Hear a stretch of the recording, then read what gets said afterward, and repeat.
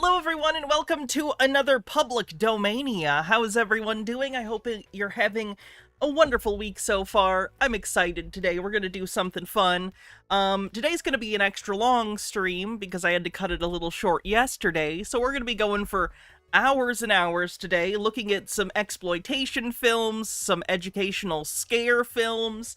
Gonna be fun. I understand if people can't stay the whole time, but we'll be around for a while, so if you want to pop in and out at least, we're gonna be having some fun. I have been on this binge of watching some of my Blu-rays of Kino Classics, the National Film Registry, as well as Something Weird, which is a company who's sourcing some of these clips today. Have been putting out these Blu-rays from a series called, what do they call it? It's the Golden Age of Exploitation Picture, Forbidden Fruit. They're basically a bunch of old exploitation films, and I've been going through my collection, and I've been enjoying it. So I thought I'd share some of this stuff today, not necessarily these films, but exploitation films, and then on the other end we have some scare films. Of course, you have your classic drug scare films, stuff like Sarah T. Portrait of a Teenage Alcoholic, starring Exorcist alum Linda Blair.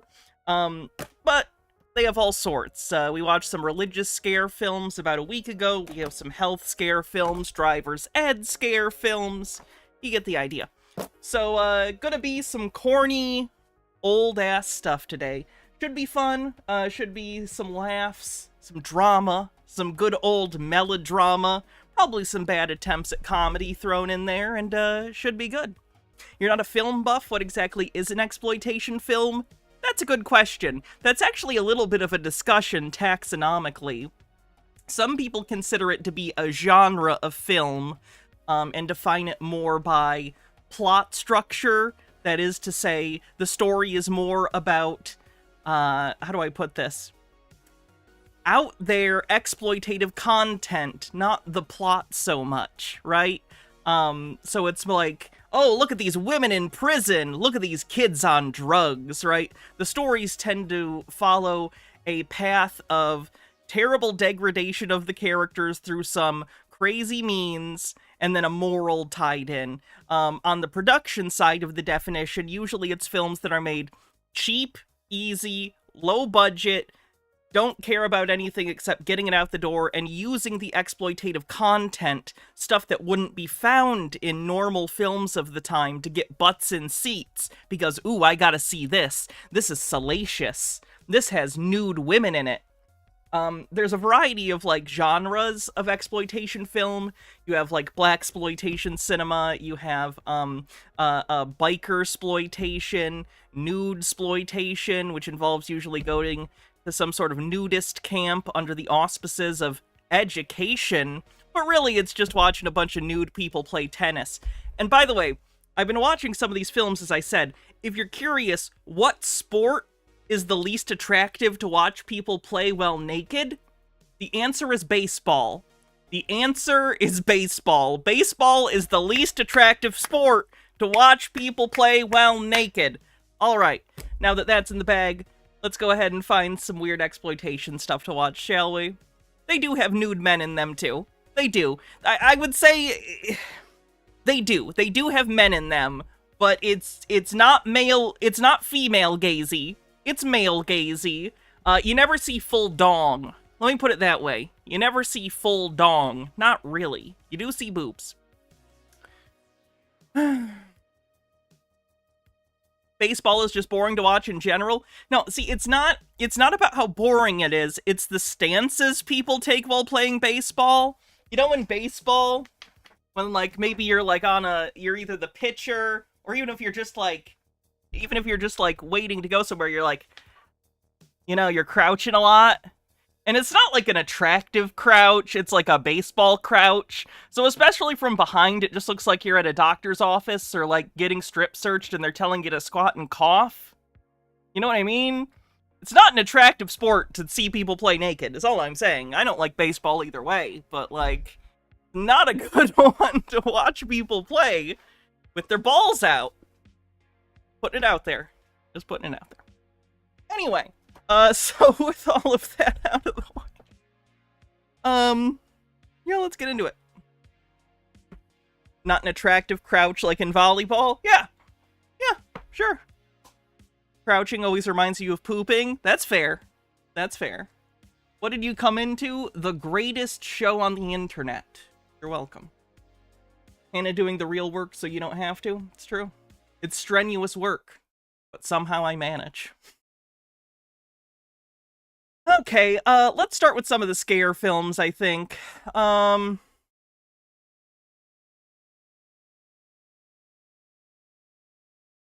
Let's do some health and safety scare films.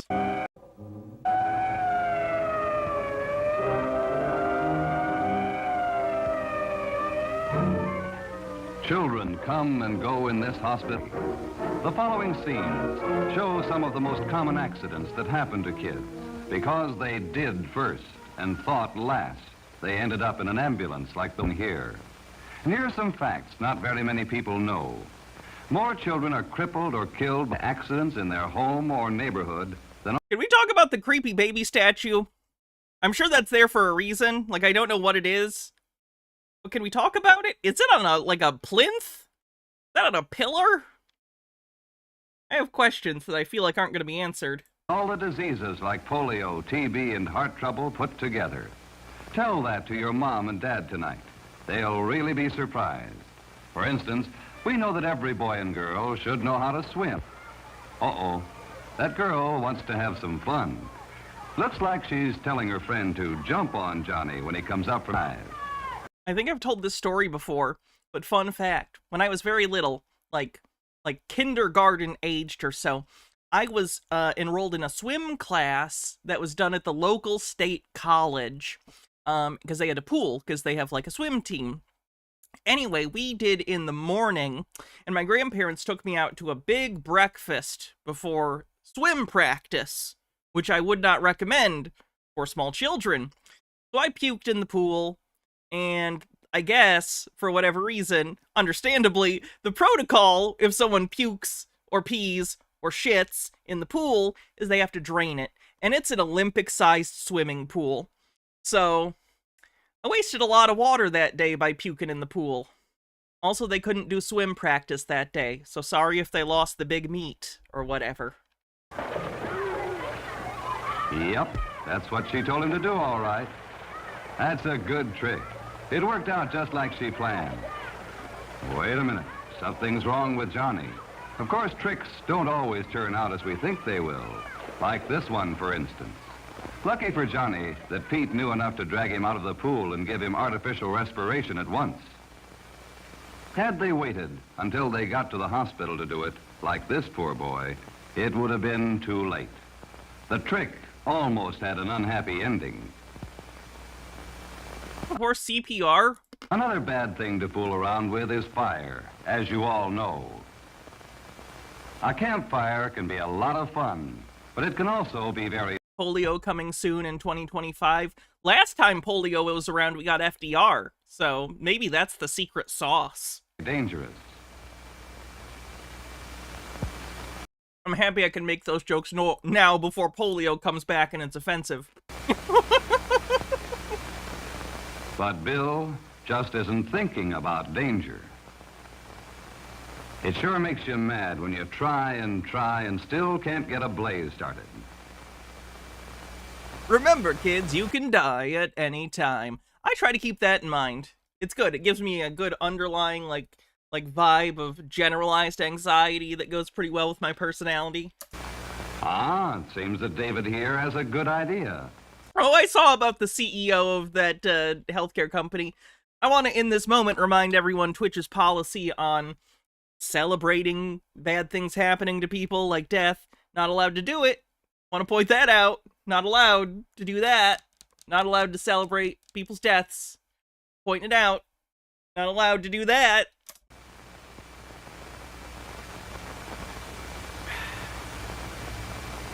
Probably some more matches. Although if he hasn't started it by now... If that's gas in that... That kid's pretty gung-ho about his accelerants. I respect that. If he hasn't started it by now... If that's gas in that can, he's What's the HCA? An insurance company with one of the highest claim rejection rates in the country. going to be awfully sorry. Maybe one of his pals will stop him from throwing that gas on the fire. That'd be good. No one said a word. They're too busy concentrating on the fire to think about what might happen. Yes! And did happen. So, oh, another no! bad accident. Oh, God! It doesn't always take gasoline Has anyone seen Good Night, Mommy, the movie? No? Okay. to make fire dangerous. With He got him wrapped up like a mummy. know-how, you can burn fires. With carelessness, fires will burn you. Also looks a little bit like the cover of T-Blockers. Hold on.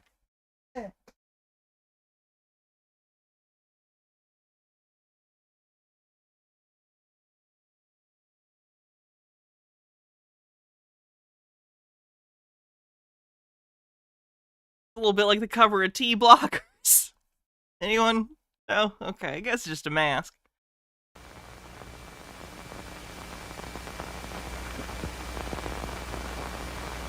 Here's another cause for accidents happening while you're playing. For instance, this looks simple, doesn't it?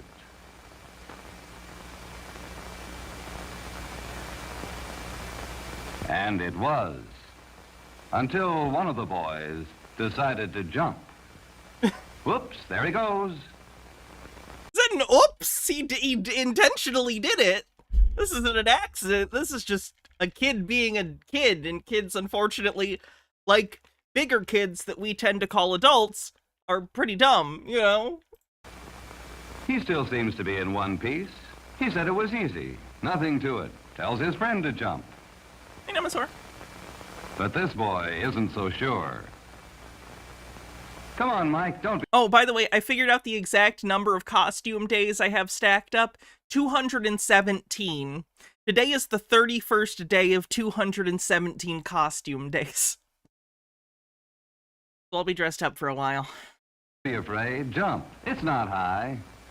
So Mike, not wanting to appear afraid, takes a deep breath and jumps.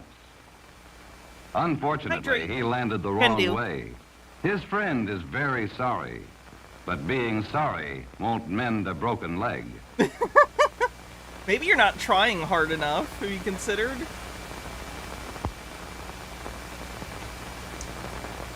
So the hospital gets another patient. Jumping from high places isn't smart. We do have Pissmas soon, true. And pushing somebody when he doesn't expect it can be very dangerous. Walking on picket fences, climbing around old buildings may be fun, but it can also put boys and girls in the hospital, and that isn't so much fun. Soon uncostume days goal. I promise I will never do any bullshit like that and take away the costume days you have already paid for. That would be so bullshit of me. I would not do that, I promise. Here's something else to look out for. And if I do, bring up this clip and yell at me. Future Hannah, what are you doing? You promised all of these people as much costume as they'll pay for. Don't do this to them, you bitch. Flip that and use it later if I become a bitch. Playing in the streets. Ball games are fun, but they should also be safe. That's what playgrounds and schoolyards are for. Or if he keeps his eye on the ball, he can't look out for traffic too. Oh Neither a friend's no! warning or the car's brakes prevented an accident. You know, I'll give that kid actor something. They directed him, imagine you're seeing the mangled body of your friend. And I think he did it. He also maybe invented the Pog face, but you know, good for him. Innovator. We did it. Or saved this boy. And again, the ambulance brings in the victim of an accident that never should have happened. Bob and Ed went canoeing at the lake one afternoon.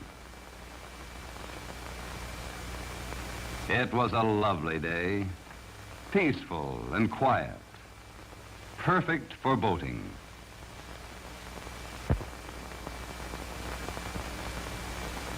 What's the worst that could happen here? It's the calmest lake in history. Too quiet for He was a method actor, so they actually had to run over the kid. It's actually not bad. The alternative was having to live in the 1950s. I guess. Because all of a sudden, he shouted to Bob to look at something on the shore. Bob did something no one should ever do. Stand up in a canoe. This gave Ed And then his dickbag friend tries to knock him over. chance to start. Man, everyone in the 50s just thought it was fucking hilarious to, like, hurt each other and push each other over. What the heck, man? Rocking Are they okay? canoe and scare poor Bob. But once again, what started out as an innocent... Have you ever attempted wordplay instead? It's fun, but you don't have to go to the hospital. Oh, put up in something more serious. It's a good This thing. is how Sleepaway Camp got started. Quick, someone make sure you keep track of these... No, that joke's too far. Let me back up on that one. Oh, I really need to catch those before I start saying them, huh? Ed remembered what he'd learned in the Boy Scouts. And threw Bob a safety seat in time to prevent a drowning. Remember, Hannah, the jokes you might say in front of other trans people aren't jokes for the general public. Guns cause some of the worst accidents and the most tragic, blindness. Such a gun is not only illegal for boys in most cities, but is a possible killer and crippler in their hands. It's actually a good brand name for a BB gun. The Crippler 9000. He's a good shot, but look what happened. It's very easy to put out an eye with a BB gun. That kid's relatively calm, considering he can't see 3D movies ever again. Or with pieces of flying glass, as happened in this case.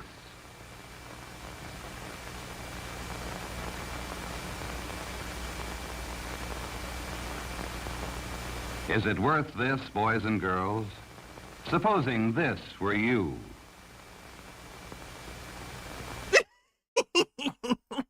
On the bright side, he's gonna make a hell of a pirate next Halloween. Very authentic.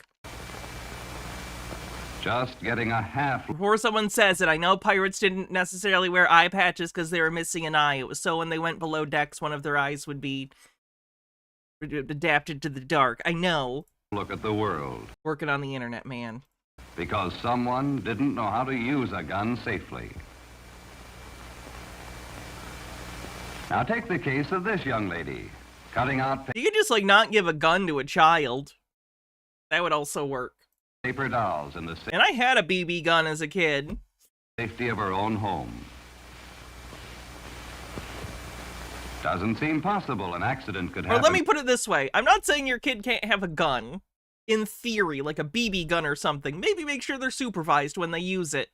You know what I mean? Maybe make sure they're hitting targets and being safe about it. Here does it. When she heard her father Probably don't just go, here's a BB gun, go fuck off and do something. at the door, she got excited. She'd just have time to hide behind the door and surprise him, like she did every night. She jumped to her feet. This time it was different. She tripped and fell on the scissors. Oh, shit! That's actually really bad. That's the gravest injury so far, other than the car accident, I'd say. And the doctor... As a kid, like, I'm not kidding. Like, I don't know how many people had a similar thing, but as a kid, they remind you so constantly not to walk around with stuff like this. Like, in the past, were children being impaled constantly by things they were holding? Because this was, like, consistent advice. Always, when I was a kid, was don't walk around holding stuff like that. Don't walk around holding stuff like that. Always hold scissors the other way. Just seemed like there was an epidemic of kids stabbing themselves. has another patch-up I blame the lawn darts. job to do. It's always dangerous to run with scissors or any other sharp-pointed object in the hand. It's also dangerous to climb on anything while holding scissors.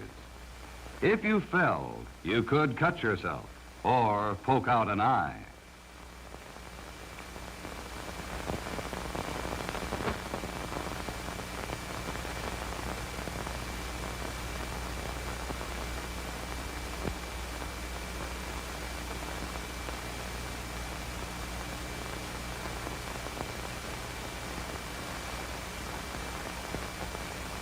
Now, how could anything possibly happen to these boys? Let's go on. Jason Proxy says, this was my first memory of that lesson. Didi, stop! Never ever run with scissors. It is terribly dangerous. You've awakened a memory in me. I didn't remember this until you showed this to me, but I remember seeing this. You could trip them to poke out an eye or get stabbed in the neck, or worse. So remember, kids, never run with scissors or other sharp objects. Unless you have proper scissors handling equipment. I appreciate that his solution to that was to give her a suit to run with scissors, because it's such an inherently fun activity.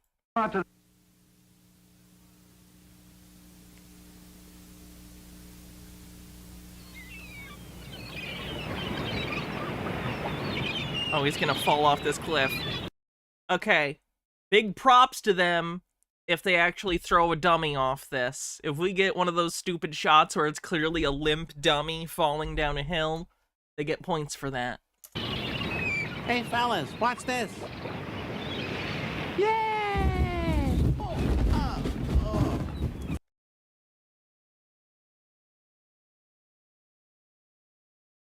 What was that voice?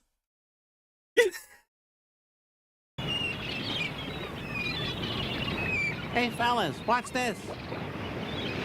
Yay! Why does it sound like it pre-MST3K'd itself? Well, that's an actual ADR clip. God damn it.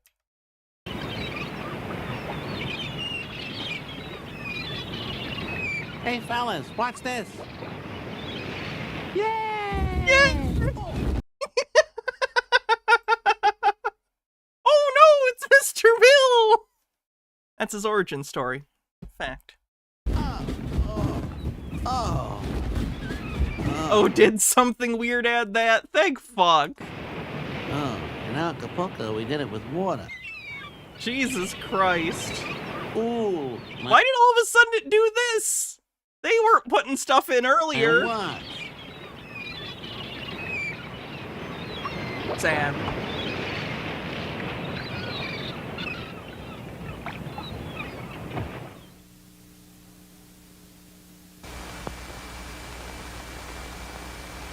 And comes back with the best friend a kid could have when trouble occurs. A policeman.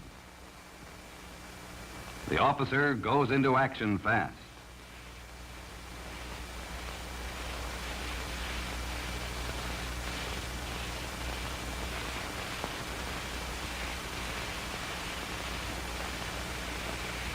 It was important we saw him secure the rope. And the job of rescue begins. That's another thing to remember, boys and girls. Whenever you get into real trouble, go to your nearest police officer or sheriff. You'll find him a real friend in need. Something weird just put it in as a joke and I missed it because I didn't realize they did that. Normally the stuff I've seen from them, they don't have edits in, so it just took me by surprise and I misinterpreted.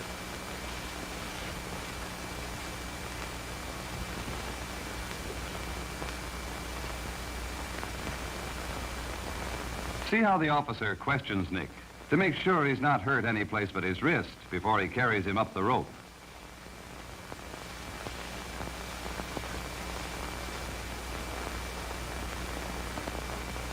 He's learned his lesson. Is this the and most was lucky efficient not way to have been rescue hurt him? more than he was. I guess this is why the rope in gym class was so important. Someone in town had to be able to hoist idiot kids out of the ravine after they fell into it. You youngsters can save yourselves a lot of pain if you just stop and think. Listen to the advice of your parents and teachers. A hospital bed isn't anywhere near as nice as your bed at home. A bone that is broken in too many places may keep you from ever playing ball again. Maybe figures don't mean much to you, but listen, try to understand, because it's your life I'm talking about. More than 12,500 kids every year. More than 50,000 of them are permanently crippled every year. More than 1,500,000 children are seriously injured every year. And all of these accidents happen in your own home, your own neighborhood. So be careful, kids. Too many youngsters end up in the hospital. Why don't you stay out of it? Live and learn, because you are the America of tomorrow.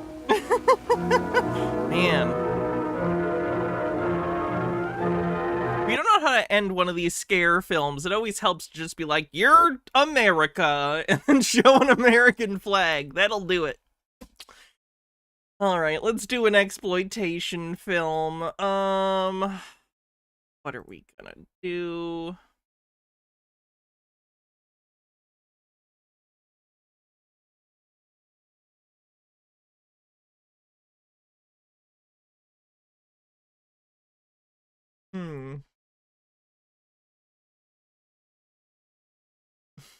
I feel like this one's gonna be really racist. Oh, probably not that one. That one's called Bawonga Bawonga. A jungle film. The Sin of Mona Kent. That one might be good. Runaway Girl. The Sheriff Was a Lady. You've gotta be smart. The Godfather and the Lady. Saturday Night Bath in Apple Valley.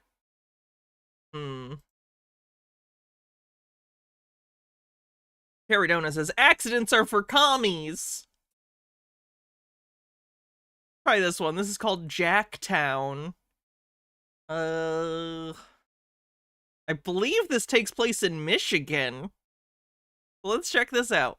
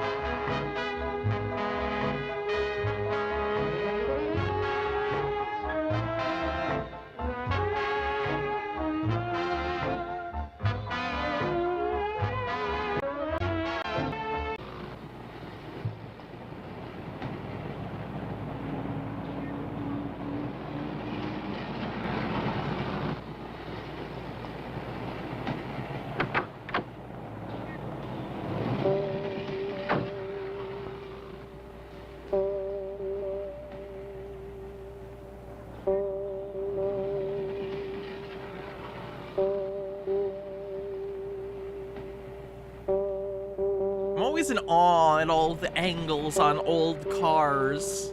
So many ways to get impaled. Harold Ebbleman with a 3-stream streak says, this should be 51, but Twitch lost count. So it goes. Anyways, glad to be here, and I just heard hopeful mutterings from the job prospect I asked you to bless a while back. Great! Good to know. Or good to hear, rather.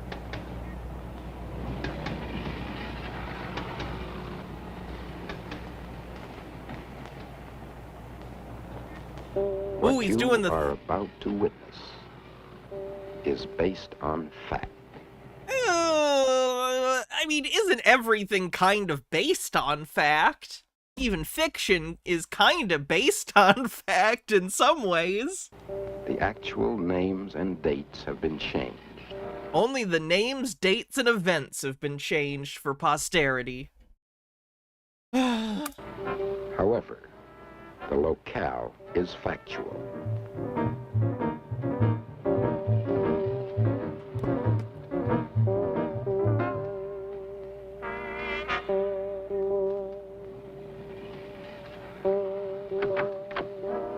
Hey, Hobo Sapien.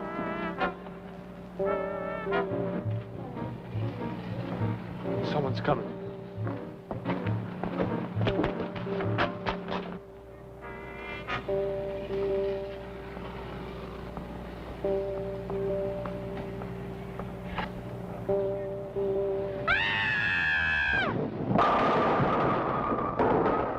That's how she's behaving well on barbiturates. Imagine if she wasn't.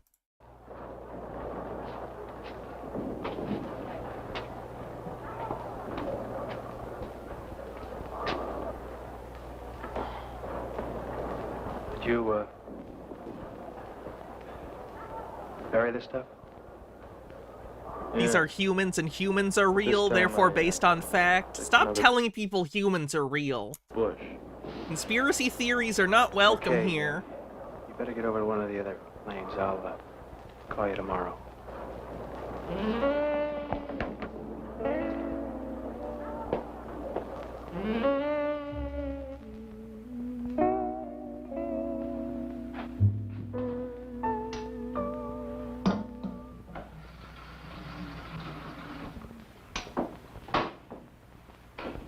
Do you want me to fix you some bacon and eggs?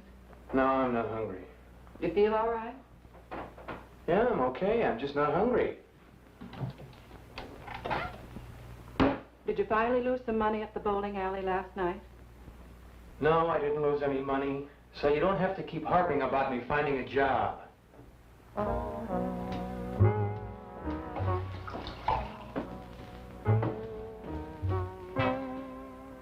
Good morning, Comrade Radio. Welcome back. Ethel, he hasn't left the house in 3 days. Oh, you can tell Right he's now he- trouble because he's playing the rock and roll music. Out in the backyard listening to that awful rock and roll, Hold it. reading a scandal magazine. Oh, if I mention one word about work, he just jumps all over me. Well, honestly, Ethel, I must be really stupid. I listen to everyone talking about world affairs. Here, I don't know what to do about my own son. Maybe I have been too easy on him, I don't know. There's one thing I do know, Ethel. Frankie is a good boy. Sooner or later, he'll find something to do.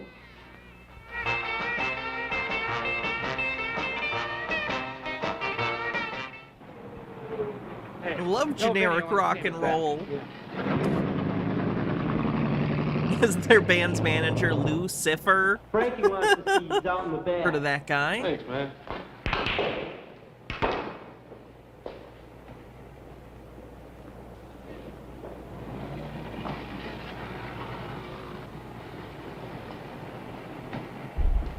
Well, where have you been hiding? Any fuzz been around? Why should they come around? Anyway, don't be in too much of a hurry to peddle the stuff. Who's in a hurry? We've got enough cash to tide us over. Come on, let's go to the game. I've got something else to do. Not again. Yeah. I think I'm finally going to get her to go out with me. Well, ring a ding-dang. Can we bring that back? Ring a ding dang. Vince, my boy, baseball is a pastime for little boys. I'd like to mix the future slang of Meet the Hollowheads with the old-timey slang of the 50s films. Well, ding-a-dong-dang. What's humpin', folks? I think we're really cooking here. Have fun, Sonny.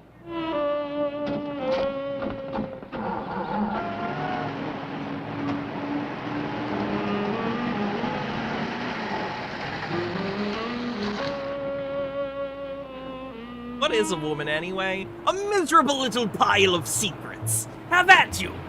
I'm sorry, Frankie, but I can't stand and talk. The boss is watching from the kitchen. All right. Order me a cup of black coffee and answer me yes or no. Will you meet me later? Yes. Are you kidding me? No, I'm serious. Meet me in front of the drugstore about 10:15. Honey, you've got a date.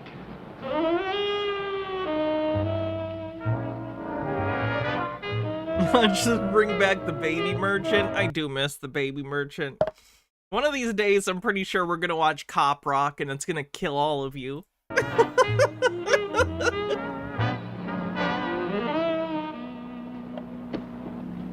Yeah, look at my flashlight. Stop being horny. This is my flashlight that makes you not horny. I think you better put your slacks on. Shine a light on your dick, boy. I ain't impressed with what I see, and I've seen some hogs in my time, being one myself. But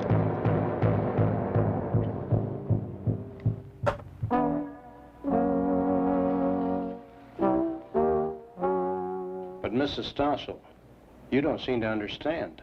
Despite the fact the girl did not resist his advances, she is still under 16 years of age. And according to Michigan law, any man who engages in an affair with a girl under 16 is charged with... Wait, what? How fucking old is she? Wait, what? He's doing statutory R-word? What the fuck? Yeah, lock him up. What the fuck's happening, man? You don't seem to... But Mrs. Stossel, you don't seem to understand. Despite the fact the girl did not resist his advances, she is still under 16 years of age. And according to Michigan law, any man who engages in an affair with a girl under 16 is charged with... Under 16! Contributing to the delinquency of a minor. Contributing to the delinquency of a minor? Well, then why have you charged him with rape? You're guessing he's 18 and she's 15? Yeah, to me, that's no bueno. I feel like the difference between 15 and 18 is actually a decent bit. I don't know about that one. I get if it's like 17, 18. Ugh, 15, 18?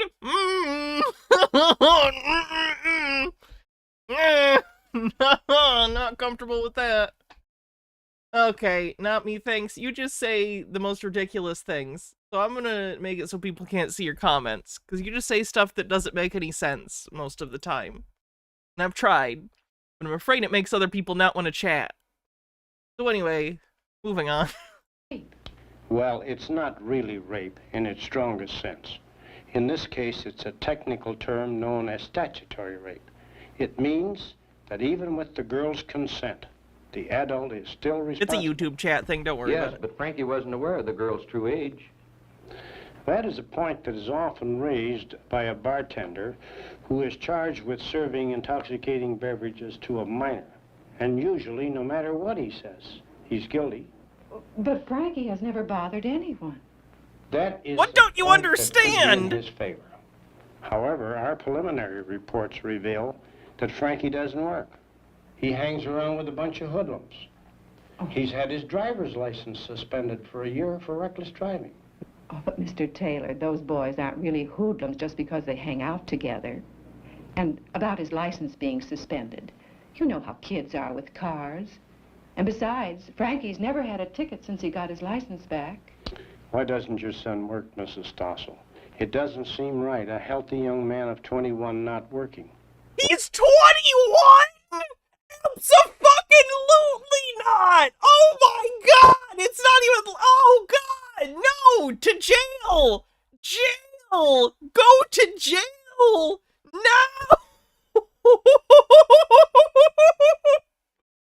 Oh! Oh! Yeah, that's not good. Oh, there's no amount of reform that can make me feel okay with this guy now. Oh, Jesus. Oh, Jesus. He doesn't need a job except at the license plate factory. The prison joke. Well, I can answer that, Mr. Taylor. I'm a good provider, and what I have is also my son's. When Frankie really finds what he wants to do, then he'll go to work. What he wants to do is minors. He needs to go to prison. With you. You're the boy's father. However, a crime has been committed.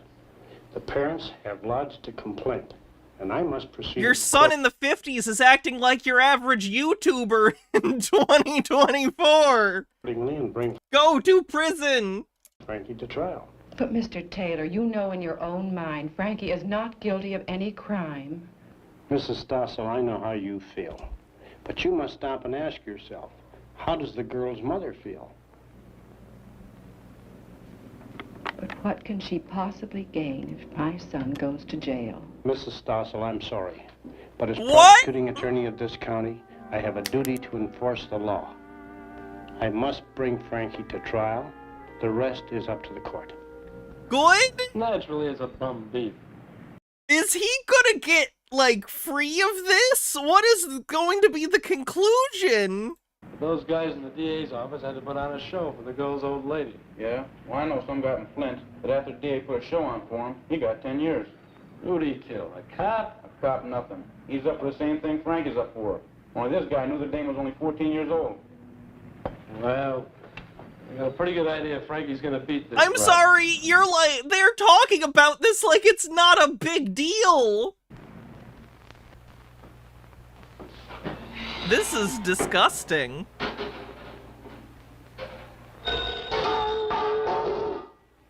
The 50s certainly were a time. Oh, Ethel, thank goodness it's you. Oh, it's just that I've been so nervous lately that every time the phone rings, it startles me. Boy, it sure would be terrible if there were an entire political ideology that existed based on the premise that going back to the time like this would be a good thing.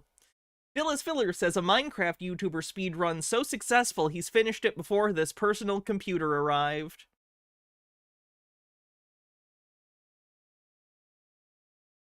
I don't get it. Oh, no, don't be silly. I'm glad you called. Goodness knows I... Oh, I get it, because Minecraft YouTubers are pedophiles. I get it. It took me a sec, I'm sorry. Someone to talk to. Yes, he likes his... We'll get away with it by getting elected president. That would never happen. Oh, but Ethel, I This said this was based on true events, and America would never do that. just can't stop worrying. Yes, I know. Everyone has troubles. Oh, but Ethel, this has hit us like an atomic bomb. All right, Ethel. Thank you for calling. We'll get together very soon. It's just that I've been so ashamed to see anyone these days. You're very kind, Ethel. Yes, I'll let you know for sure. Goodbye, dear.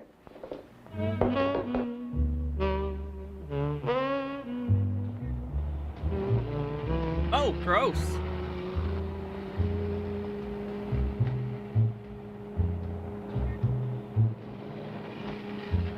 How come you're always the last one out? I had to clean all of that garbage. Sorry, there was someone on YouTube defend... Anyway. I don't know if it's worse working with those stiffs all day or being in the can. Why don't you fake it, man? Make off like you're sick. All of a sudden you're like getting headaches. Forget it. Come on, I got a better idea.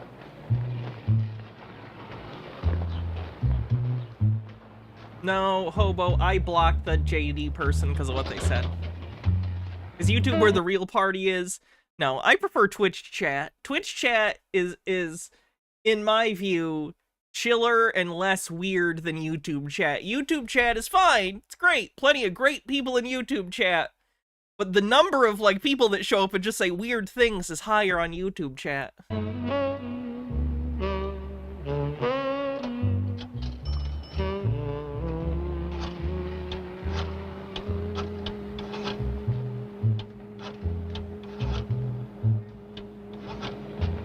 Sophie, thanks for gifting a membership on YouTube.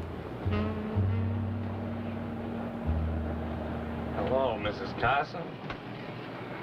I'd like to give you a piece of friendly advice. If you don't drop the charges Oh, you're against fine, Frank, Sophie. You're one of the you're one of the people I was talking about when I was saying there's plenty of cool people on YouTube. daughter's gonna wind up in the Detroit River. Never mind who this is. Frankie has a lot of friends. You bet money she's more worried about what her social club thinks. It's funny you bring that up, because there's one of these movies that I watched the other day, an exploitation film called Mom and Dad, that has a similar premise where it's about a mother who's kind of a busybody. In sort of modern terms, you might call her a Karen, I guess. And she doesn't want her kid to get sex education, at the time referred to as moral and personal hygiene, I believe. So that her kid gets pregnant And her first thought when her kids get pregnant, because she doesn't have them get sex education, is, oh no, what's my club going to think? So yes, the social impact and being shunned by your local community was a big, like, concern at the time. Conformity was the name of the game. This was the 50s. This was the middle of the Red Scare. Conformity was the name of the game in living in American society.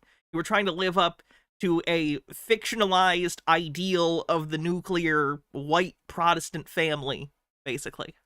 And if you failed to live up to that, it was shameful. How would any mother act?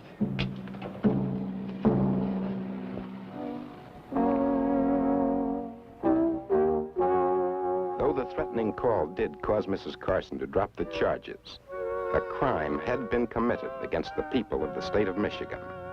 Therefore, Frankie Stossel was given a prison term. We may have actually seen it, Galaxy of Miscellaneous Stuff, or maybe it's just one I have somewhere. But yeah, someday. Not more than 5 years or less than 2.5 years, depending upon his behavior, with confinement designated to and in the world's largest penal institution, the Southern Michigan Prison in Jackson. Official address, 4000 Cooper Road. Unofficial name to its more than 6,000 inmates, Jacktown. Prison exploitation. Gotta love it.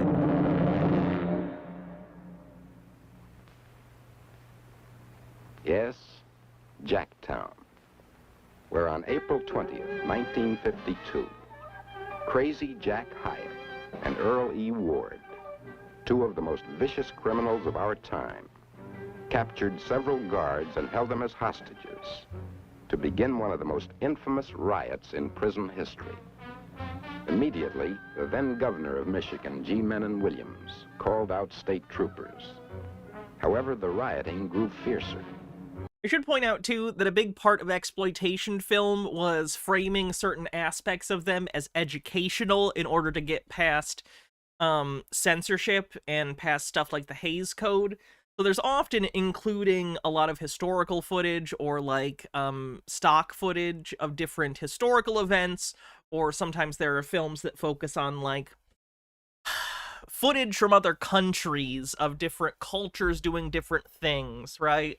That is framed in an educational context to try and make it seem like, oh, we're not just trying to be salacious or like intentionally provocative to sell tickets. This is educational. So that's why you'll often see stuff like this kind of awkwardly slapped in the middle of a narrative film, is because it lends credence to this idea that it's more than just schlock trying to be, you know, ooh, come watch our prison movie. It's educational, you know? Chapels were burned. Food was destroyed. And after 2 days of rioting, many of the inmates were without food. And so a lot of the stag films got through by tossing in stuff about STDs. Yeah, this movie I just mentioned, Mom and Dad, is a movie that does similar stuff. Literally, in the middle of this, there is...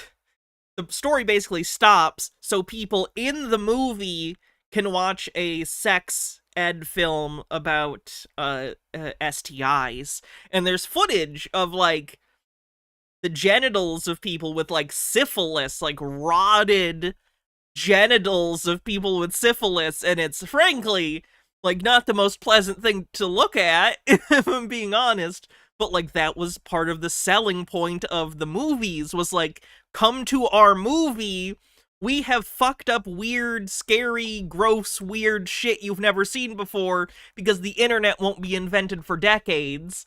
So there's no way to see crazy, fucked up, weird stuff other than to go to your, you know, weird theater in town in a trench coat and, you know, newspaper hiding your face and come see our weird fucking film, you know? Hey, Just a Peach, how you doing? Like animals, convicts turned on convicts. And as the battle grew worse, it became a war within a war. As hundreds of newspaper and newsreel photographers from all over the nation focused their lenses on some of the most gruesome, horrifying scenes in our history.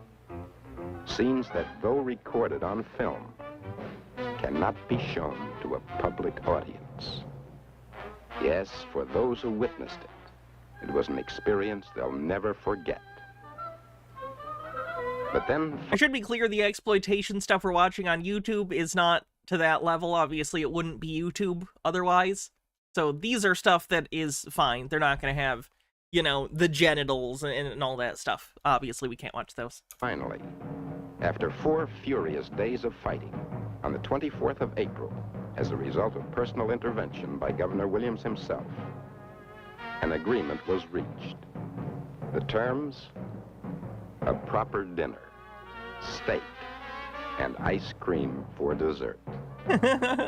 Yes, this is Jacktown, where today the giant cell blocks are quiet, and where each man has his own cell and his own radio, with an earphone as a speaker.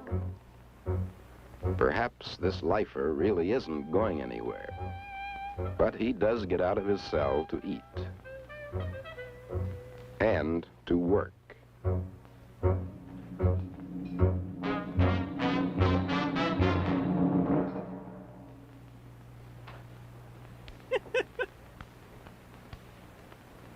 Hey, guard. Honestly, if they really do get an entire cell to themselves, that's way better than most modern prisons, because you don't. At minimum, if you do have private cells like this, you're getting one roommate.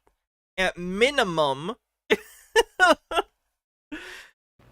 I've seen jails and prisons where they have, you know, the areas where it's basically a big bunk room, where there's just, like, it's open and there's no privacy. I haven't got a toilet seat. You haven't? Well, I'll order you one. You don't get a toilet seat because they're afraid you're going to use it as a weapon. Where do you think you're at, kid? To Waldorf? This is the can.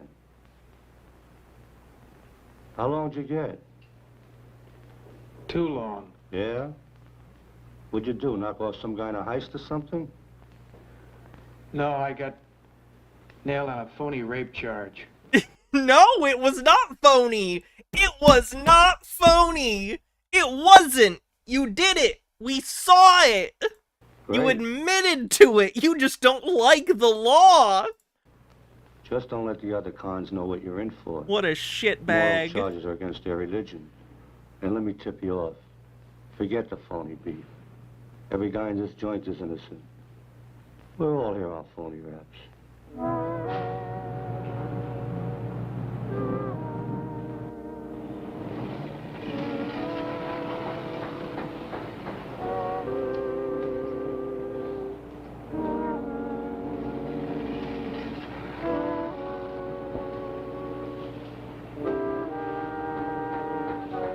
Got a cigarette, kid?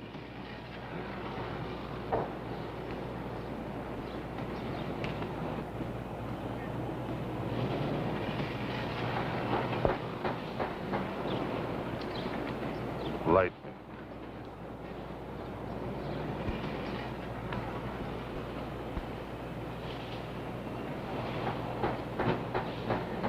Thanks. All right, Joker. Let's have my cigarettes. What do you mean, your cigarette? Look, fella, I don't want any sweat. All I want is my cigarettes.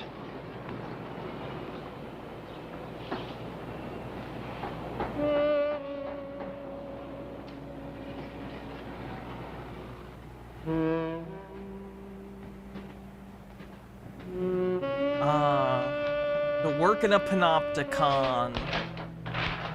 The dream.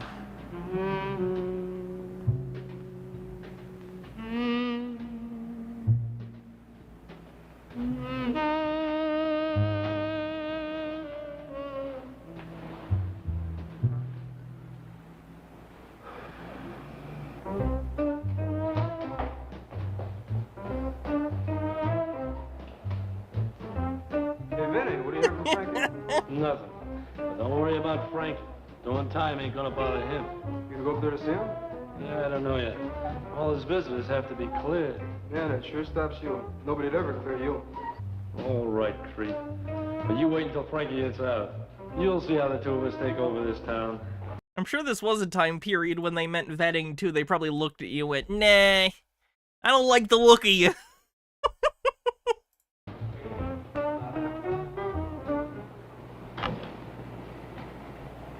Here I am moving these girders again. Hey, kid, The name's Frankie. What do you want? let me have a cigarette. I don't have it. Come back here, punk. Night, Travis. Now get this straight, punk. When I ask you for cigarettes, you give them to me. Yeah? Sir, Why? I can't manifest cigarettes. I'm not a replicator. Why? Because I'm protecting you from these other cons. They don't like rape artists. I'm no rape artist, so get your hands off him.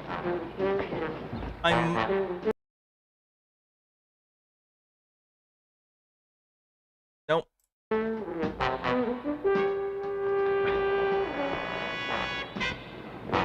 All right, Lefty, hold it. What's up? Over here, kid.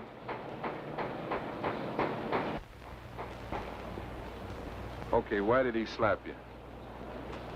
I don't know. Look, nobody gets slapped in here unless there's a reason. Any guy that starts a fight in here gets 30 days in the hole. Well, did you I start made a it? song about that. I didn't start anything. Okay, Lefty, you know where the hole is. Oh, I'm sure that won't come back to bite him. I'm sure that's fine. What was the beef? What the hell are you hot at me for? What'd you cop out on what I was in here for? Me cop out? Are you nuts? I was gonna tip you off not to crack about it.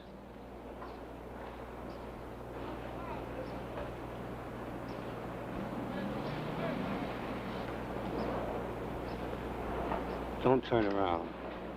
But the guy Uh-oh, standing the behind me, commissar's in the guy town. behind all Uh-oh! this, the next door neighbor, Dutch.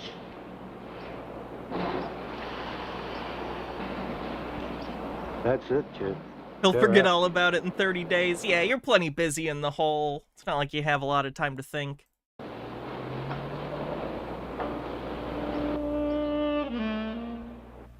Gillis Filler says, per Oxford, artist, sense, 2, a person who habitually practices a specific reprehensible activity.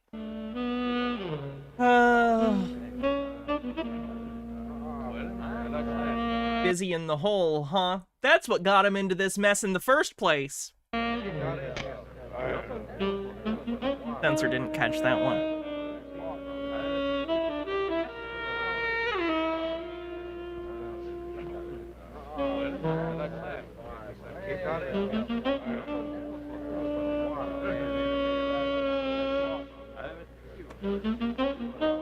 What are we watching? A prison exploitation movie called Jacktown.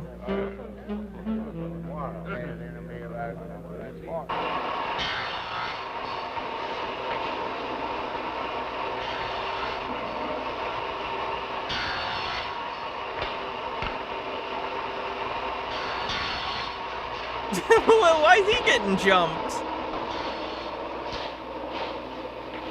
What's going on here? Nothing. Dutch almost had a little accident. He couldn't see where he was going. Oh, these are the most attentive guards in prison movie history. I've never seen prison guards more present than in this movie. All right, you guys. Go on with your work.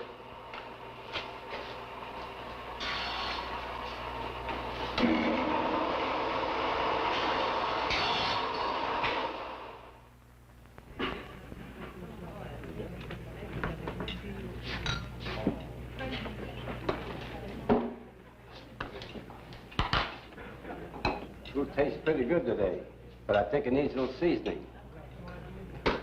Oh!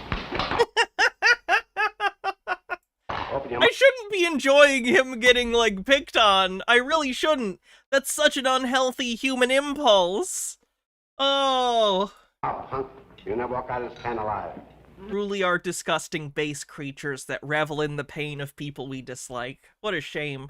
What a shame.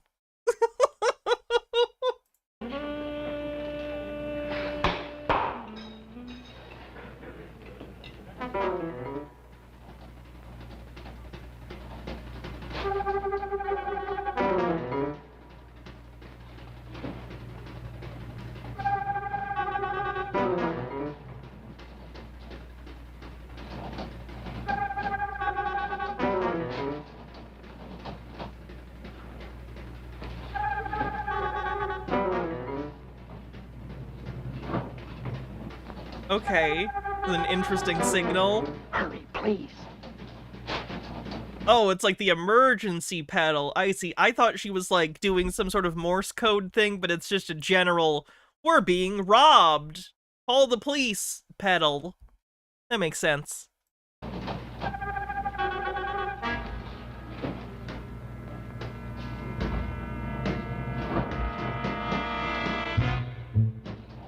How often does this supermarket get robbed? I've never seen a supermarket with one of those. I've certainly seen banks with them. My mom managed a bank, so I've seen all the little emergency call the police buttons. I'm gonna tell you, there's no intrusive thought quite as strong as being behind the desk at a bank and seeing the button that calls the police. You really just want to push it.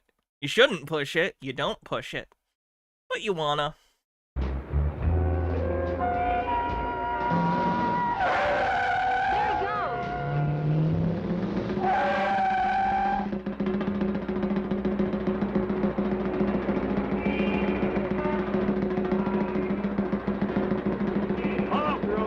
The 50s really liked the suspenseful crime bongos. You ever notice that?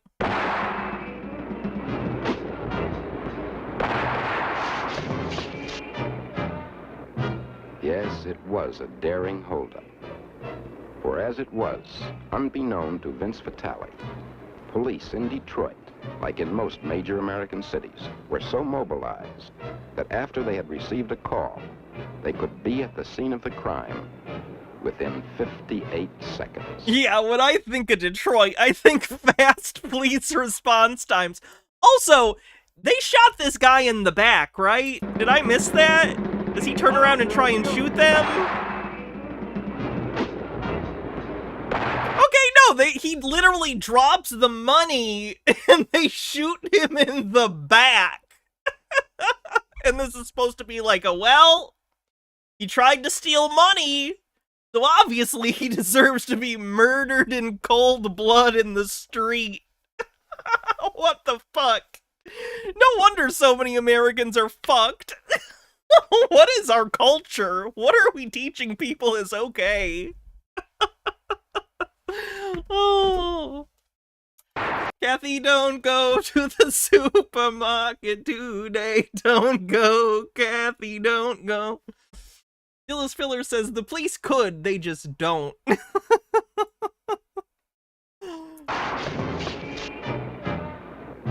Yes, it was a daring holdup. For as it was, unbeknown... The police just literally murdered him. To Vince... Like, I get it. He robbed the place. He like, deserved to get arrested. And, like, they have a trial. But, like, the sentence for robbery isn't death. So there's not really any situation in which it's that cop's job to murder him. Vitale. I know I'm speaking to the choir here. I know. It's just frustrating that this is so embedded in, like, American culture. Police in Detroit, no wonder we have such a fucking problem. Like in most major American cities, were so mobilized that after they had received a call, they could be at the scene of the crime within 58 seconds.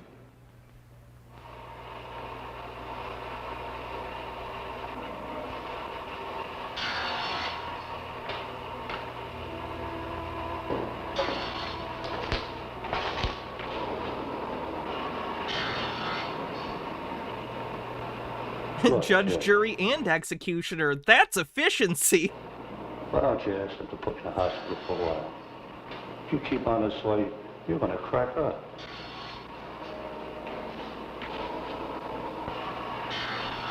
It's okay, Mike.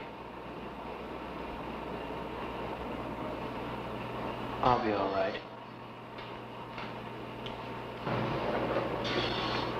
Whatever you say.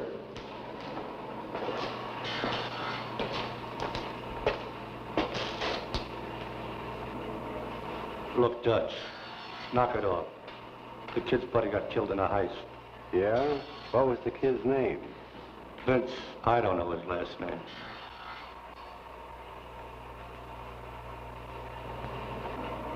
Yeah? I guess the kid's had it.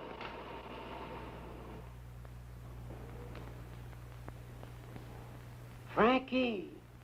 Frankie! It's me, Vince. Frankie! It's me, Vince. Don't you hear me, Frankie?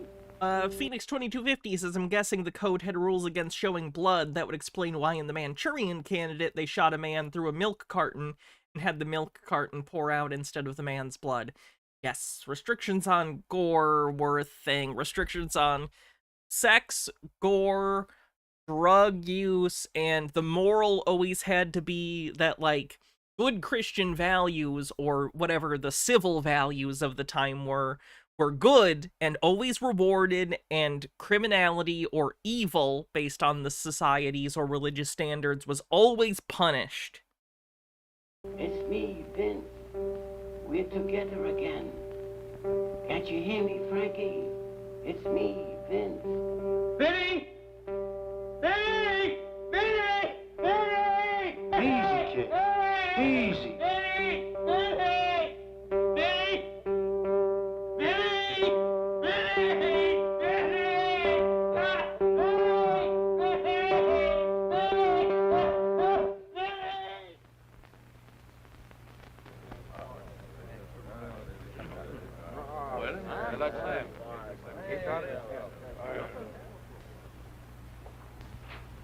Frankie Stossel. Sit down, Frankie. Now, as you know, this is a large prison. In fact, it's the largest in the world. Therefore, it's highly impractical for me to deal with each man individually. Sophie says not showing the violent act on screen is a movie trope dating back to German Jewish filmmaker Fritz Lang when he pioneered film noir in Weimar, Germany for the film M. Fritz Lang's theory was that not showing it was more ominous. Yeah, Fritz Lang's excellent. The same idea was carried forth in American cinema later by people like Val Lewton, who was sort of an auteur producer in one of his most famous films, The Cat People. A lot of the violence is shown through shadow or implication. Yeah, good stuff. You see that carried through even through like the 70s too, with stuff like Texas Chainsaw Massacre, Jaws, right? These are movies that are often predicated upon the implication of violence, but not necessarily showing it. However, after briefing myself on your background, the fine home you come out of, plus the apparent True, they're no Neil Breen. Which led to your confinement, I do feel that wherever possible, you should be kept away from other prisoners. Well, sir, I've found some of them to be pretty nice people, especially Mike Bianco, who's in the cell next to me. Yes, I know Mike quite well. He has a wonderful nature. But unfortunately, he grew up in the wrong environment and was led to use that God-given nature to maneuver. Gillis Filler says the Hays Code was not in effect for the 1931 film Frankenstein, but by the time the film sequel Bride of Frankenstein arrived in 1935, enforcement of the code was in full effect and the Doctor's overt God complex was forbidden. See, that's interesting because in the original there was still a line that was censored. It's been uncensored now, so the modern like Blu-ray and 4K releases and even the DVD, I think, undid the censorship. But in the original theatrical cut, as well as I think some of the TV cuts prior to the more modern home releases, he says, "It's alive! It's alive! In the name of God! Know what I know? Now I know what it's like to be God!" And this line about "now I know what it's like to be God" is censored with a lightning and thunder sound effect because it was considered sacrilegious. So even pre-Hays Code doesn't necessarily mean they were free and clear. If it was like a studio film, they still potentially were getting censored from people at the studios even prior to the Hays Code. People out of their fortunes. But again, that's back in now. So if you watched Frankenstein today, the line's there. So this is where he is. But now, getting back to you. You have any hobbies? Oh, I fool with cars. Enjoy that kind of work? Not as a living. Frankie, are you a religious boy? Well, I don't attend church, if that's what you mean. No, not necessarily. But do you believe in a God? I only believe in what I can see. Frankie, although I'm a religious man myself, Oh no, is this gonna be a conversion story? I'm not one to force my convictions on anyone else. Really? I've found that faith I'm more about passive-aggressively pushing them on you. is something that one comes to feel by oneself. Have I heard of Xenu? Like from Scientology? How would you like Oh, I get it, because he's coercing him. Duh. to work around my private garden? For someone who tells jokes for a living, you'd think I'd more readily be able to recognize when other people are telling jokes, but no.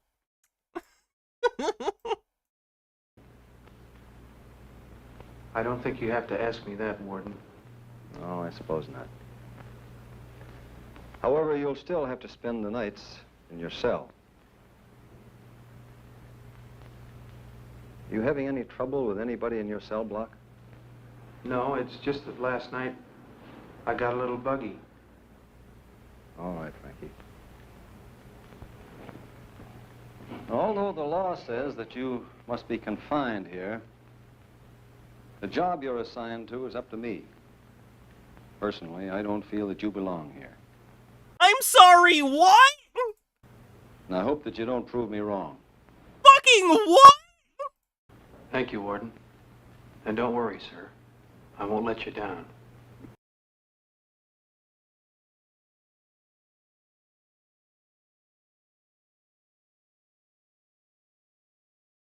I'm at a loss.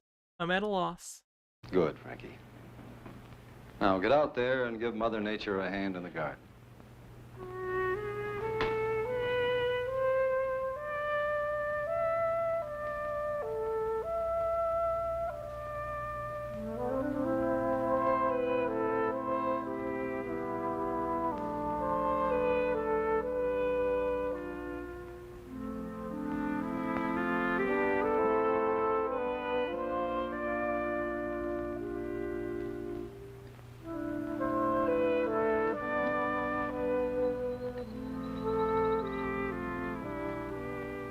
Hi.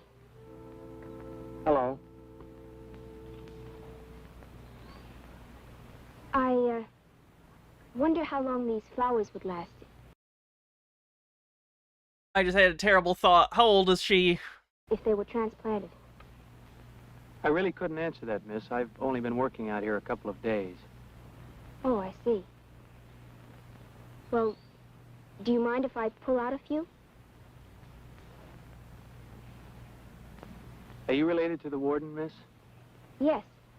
I'm his daughter.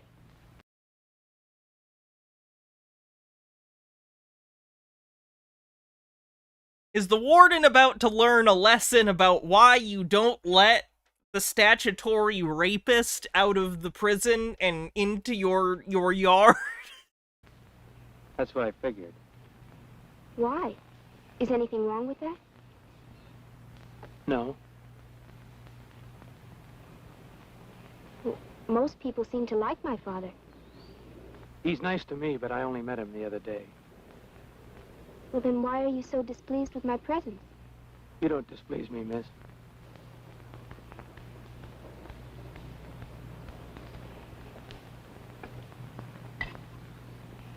You think I'm looking at you as if you were a freak in a circus, don't you?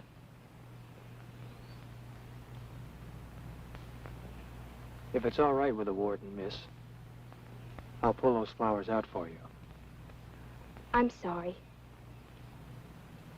But I never cast a stone at anyone.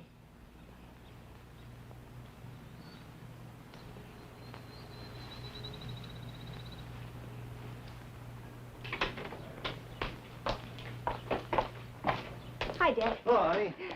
It looks like you have a trusted trustee working for you out in the garden. What do you mean, Frankie? What did he do? Stop you from walking on the grass? I don't know what his name is, but he wouldn't let me have any flowers without your permission. I'm glad to hear that.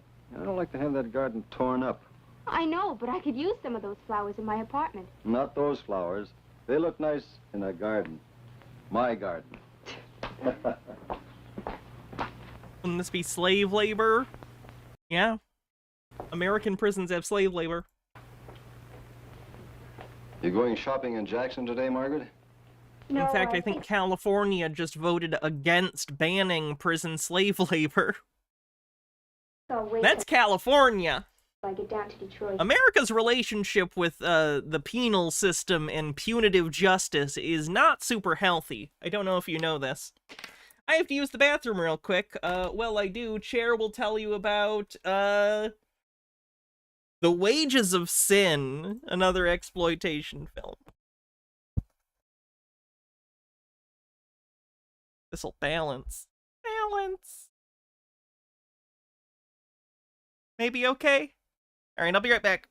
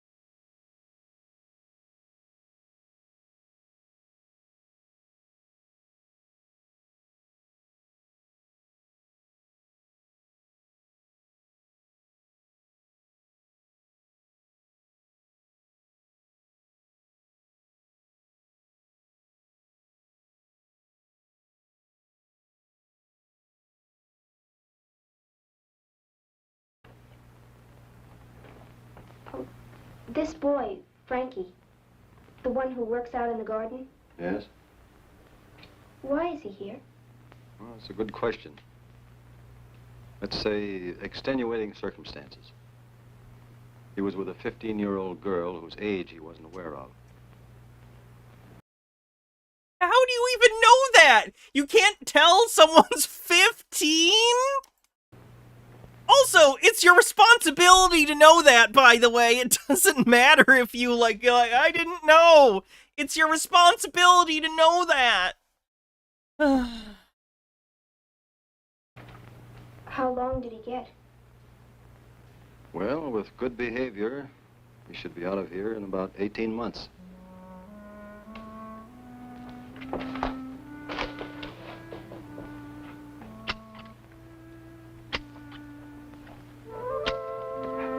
You need any help? I knew someone was behind me, but I never figured it was a helper. And a pretty good one, too, Frankie. Okay. So now that you know all about me, may I continue with my work?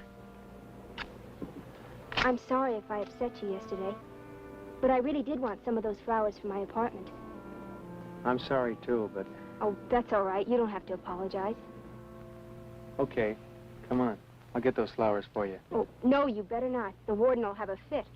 You call your father the warden? And he wouldn't let you have any? Not a single flower from his precious garden.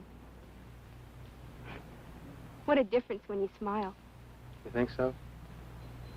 Come on, maybe we can find some wildflowers for my apartment.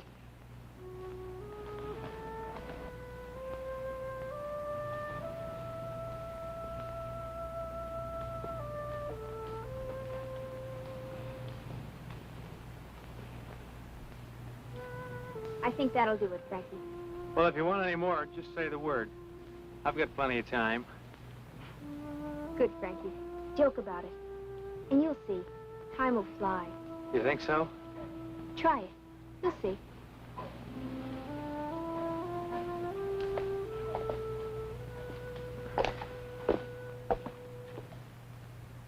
I don't think this movie knows it made its protagonist a predator, and that's horrifying. It's almost like the film version of Lolita. Like, not like the movie Lolita, which is a movie Stanley Kubrick did, and I think there have been some other adaptations as well. But, like, you know how Lolita is, like, from the perspective of the pedophile? So, like, it's, like, horrifying seeing how he continually justifies this to himself and how a horrifying, terrible thing can be viewed from the perspective of the terrible person who justifies it and doesn't understand. This feels like that. This movie feels like it was written from the perspective of someone who is into, like, underage girls and is trying to justify it and be like, no, listen, here, look, ugh. Jacktown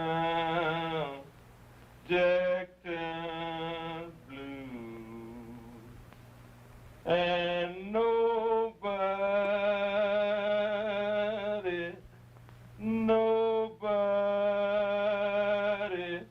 feels them like me. I got the Jacktown. I'm sure screaming at the radio. I've never specifically heard of it, but I'd be shocked if someone hasn't done that at this point. We got your message. I told you, kid. You can't be around a woman all day long. Just forget about her at night. Nothing here. It's okay, Mike. I'll be all right. They haven't said her age yet either, and I'm horrified.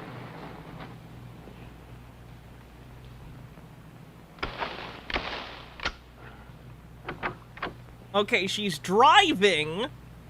She has a car, and I think she mentioned an apartment, so I'm hoping she's a full-ass adult.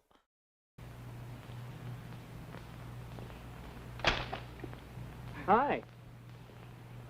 Thought maybe you weren't coming down this weekend. Would you have been disappointed if I hadn't? I guess so, but if you didn't, I wouldn't blame you. Frankie, I want you to understand something. I don't visit with you because I'm a social worker. Feel like walking?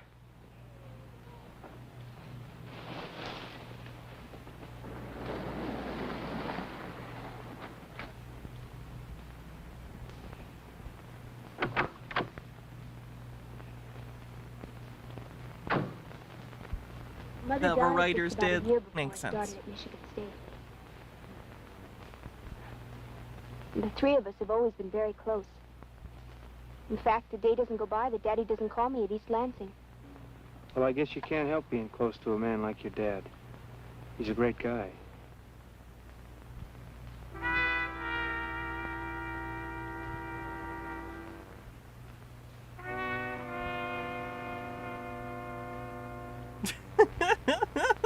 What did you expect? How many more years of college do you have? Oh, I don't go to school. I work at the college. Otherwise, I wouldn't be able to live in my own apartment. Well, I guess you won't be working there too long. Some guy's bound to get lucky and marry you off. You think so?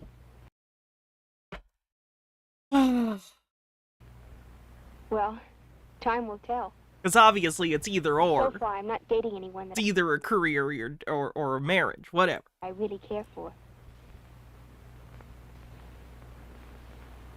You mean, so far you've never met anybody that really appeals to you? No. I didn't say that. But, well, sometimes circumstances just don't allow people to actually date each other.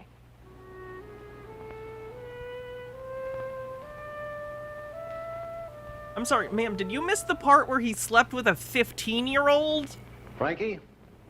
And I'm using that word instead of the other because I'm already worried about the demonetization on this. You still have to spend the nights in your cell. I don't understand. Simple enough. Stuff's coming off these. I'm going to make you an outside driver for the guards. Gee, that's great, Warden. Between that and working in the garden, I think I'll have it made. Well, driving's a full-time job. You just won't have time for both. Warden, I appreciate the opportunity, but I think I'd like to remain in the garden. I'm sorry, Frankie, but I need a man I can trust on the outside. May I work in the garden on the weekends? I'm doing what's best for you, Frankie.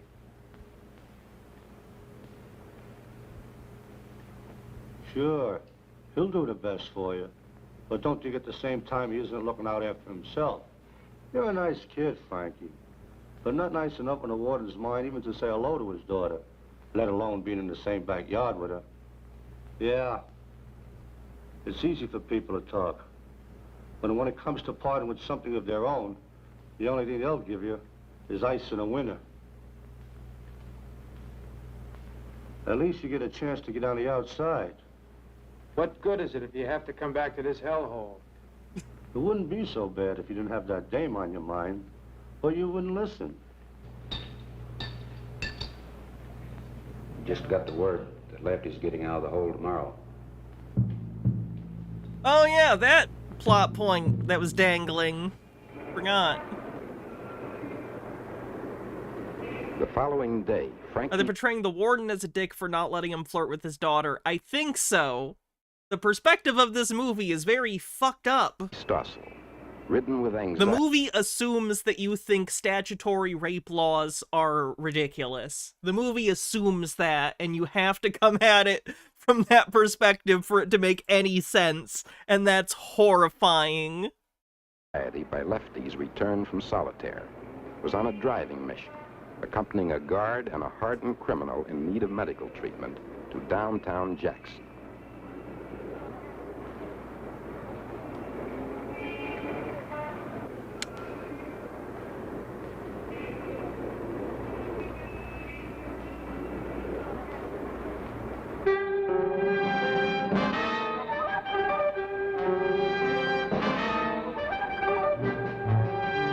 I feel like this isn't the best move.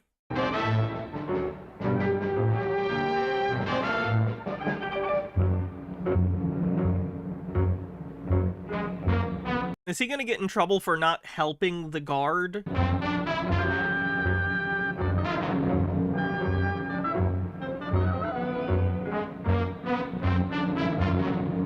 Someone's gonna get shot in the struggle, is my guess. Probably the guard. Yeah, they're not good prison guards. Oh, wow, she looked a lot like... Hold on. She just looks like someone in my family. She looks very similar to someone... I guess I could be related to her. This is about a prison in Michigan, so I guess it's possible they shot this in Michigan.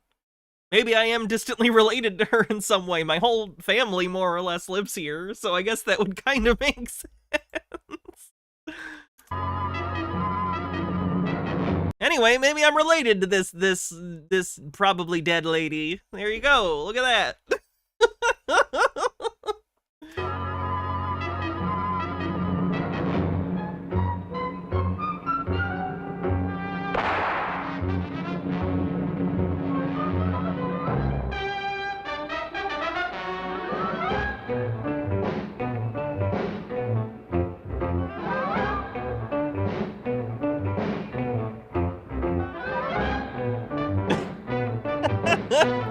It's a perfect way of putting it, Eldronder. Actually, it's a Phoebophilia, the movie.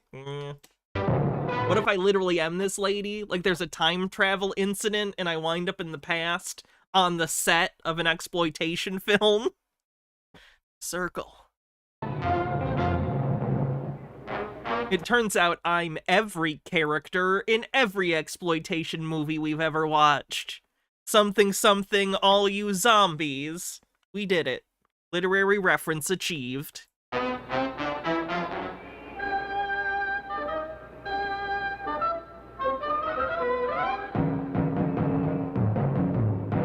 Am I divine then?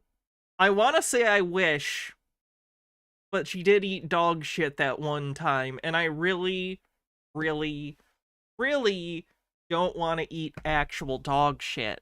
So, this is why I'll never be as famous as Divine. I can be slovenly. I can have boobs and a dick, right? I'm 99% of the way there for Divine. I can't eat dog shit. I just can't do it. Shame. This is why no Disney villains will ever be based on me. I can't commit.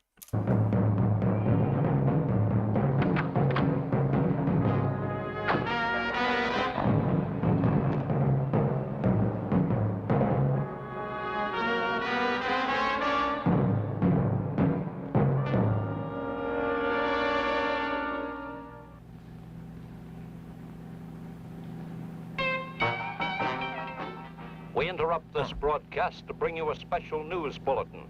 A 4-year-old boy has been kidnapped in Jackson. State... When did this happen? Wait, what? What? Did I miss this?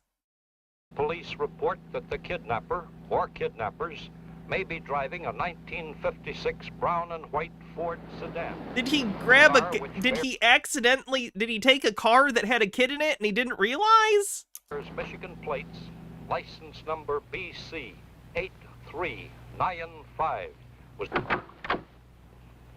See, that's a shame. You always gotta check the backseat of your car that you're stealing. Just leave the kid there. He cracked a window. The kid's okay. Can I use your phone? There's one over there.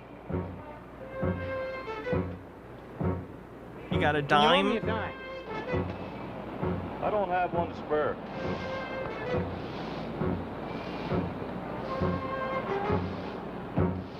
That's my superpower. You show me a movie and what era it's from, I'll tell you how much a payphone call cost in that movie. I wish I got shape changing instead, but you know. The X gene's a roll of the die.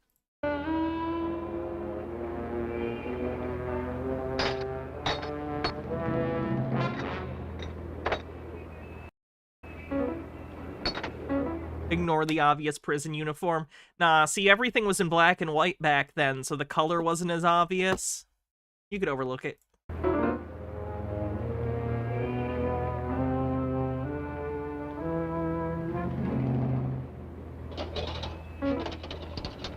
Okay, so he stole bottles to take to a bottle return to get change to make the phone call. He could have just had him find change too, whatever. Operator, notify the state police that the car they're looking for is parked on the road on Highway 16. Near Summers gas station. And hurry. Someone said there's a child in it. Yes. Okay. 16. At least he is reporting the kid so that he gets picked up. Summer Station.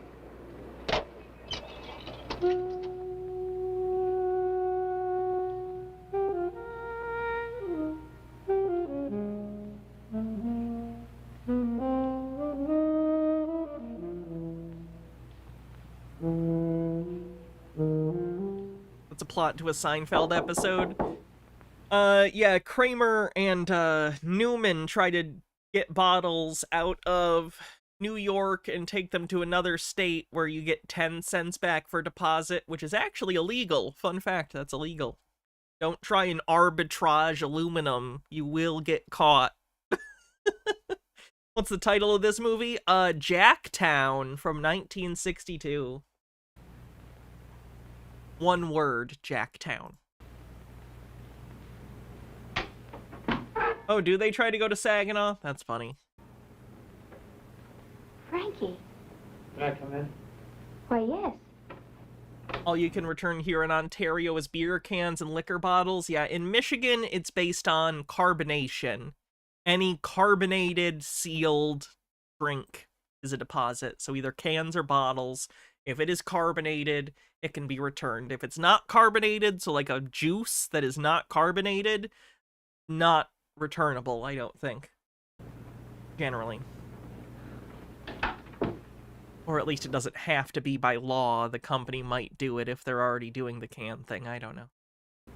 Won't you sit down? That's the requirement.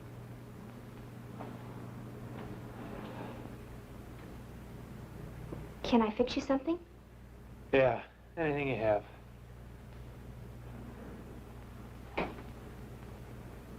Actress had the most successful career. That's good. Good for her. I'm glad out of anyone in this, she is the one that succeeded. Anything notable I'd recognize her from? Drink this. I'll fix you a sandwich.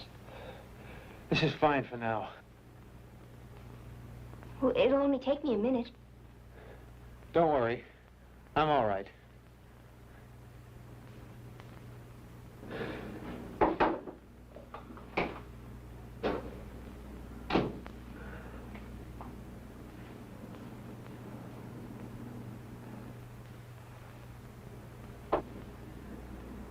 Have you talked to your dad, or? How does he know her address? Weren't they working, like, at the guy's house? Did you hear about it on the news? You mean about Oh no, this is her address, though. Did she give it to him, maybe? I don't know. the guard killing the convict this afternoon? He died? Yes. Oh, he's fucked. Well, at least he won't have to go back there. What did they say about me? Nothing. They didn't mention you. You kidding? They didn't mention that I got away during the fight? No. Not a word.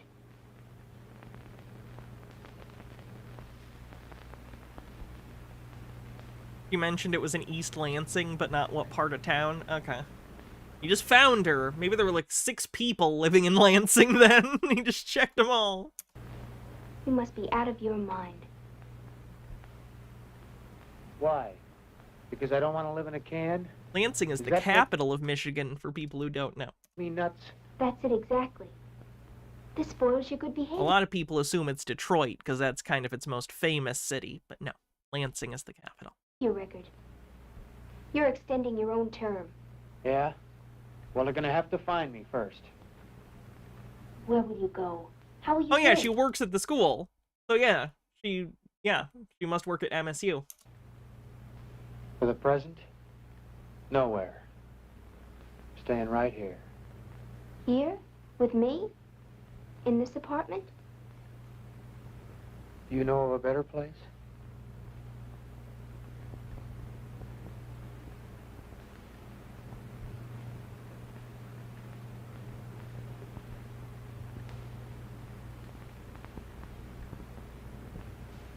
You're making a big mistake. Wait, you'll only have a little bit longer, and then you'll be out for good. Who are you trying to con to go back there? That's all you people know is how to give advice. But when it hits home, the first thing you do is run. What are you talking about? You know what I'm talking about. Your father, the warden who believes in giving everybody a chance. That is, as long as they stay away from his daughter. Yeah! Is that unreasonable? I don't know, like, I know that she's her own person, but, like, you know, you were convicted of a sex crime, so are you really confused why he's concerned? H-Baird says, he escapes from prison and expects her to let him live with her? I smell a sitcom. Is that why he transferred you? Do you have to ask me that? Or did he tell you that I asked to get out of the garden? No. Just said he was giving you a less monotonous job. And you believe that was the reason? Well, naturally, he's my father. Any other time, I'd say hold a report. But after what happened today, the commissioner will tear you apart. Well, that's the chance I've got to take.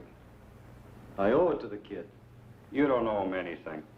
If he's stupid enough to run, then he belongs here for his max.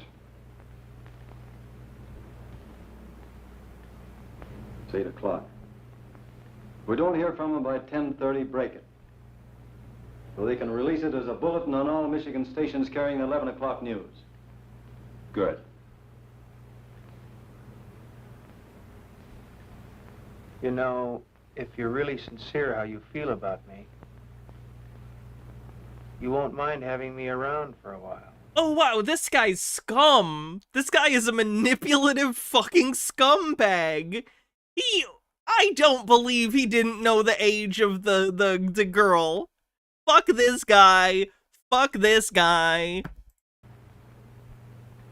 At least because of, like, the film, how film was at the time, he's probably gonna have comeuppance. Like, I don't think they're gonna end this movie with him being okay. I think we've passed the point where they're gonna try and forgive him and be like, no, he's okay. I think they're gonna kill him or put him in prison for the rest of his life or something. You may not believe this, but I don't know what it is to be with a man. Oh. Why shouldn't I believe you? You're the warden's daughter. You must really hate my father.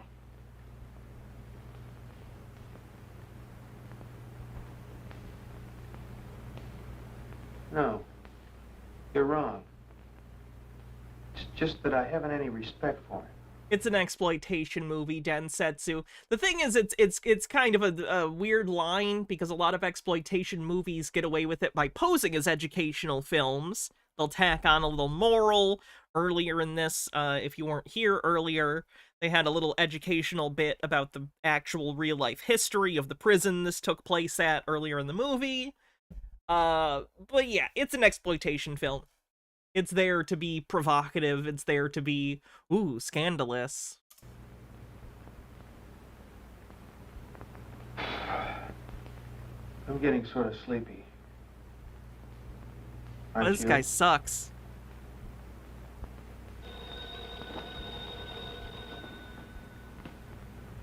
That's probably my dad. He hasn't called today.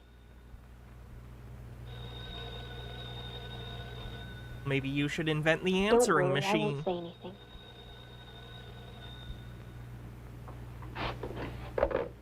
Hello?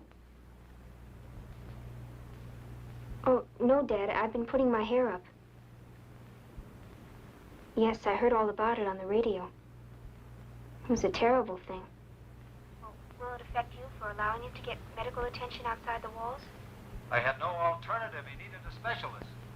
Oh, there's something else they didn't mention. Frankie was with him and ran away during the struggle. Yes, I know it was a foolish thing for him to do. There's something I have to tell you. I purposely moved Frankie out of the garden after I saw the two of you spending time in the forestry. I know he sensed what I was doing. I'm glad you told me this. Are you angry? No, Daddy, I'm not angry. I hope for his sake he returns. Well, that's what I'm counting on, so I won't have to report his escape. Now, don't concern yourself about it. He's still a convict.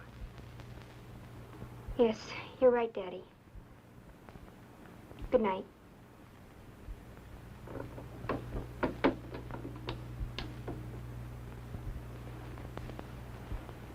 Yeah, You were he's a right. terrible prison warden. He didn't report this. He did move you out of the garden because of me. He saw us together in the forestry. Please don't run away with this man. There's only 6 minutes left in this movie. I'm very concerned for the future of this fictional one-dimensional character. My father feels responsible for you running away. I'm the one that's really guilty. Oh! I came after you. We're doing this. I told you the truth before. I've never been with a man. But if you promise to let me drive you back in the morning, you can stay here all night.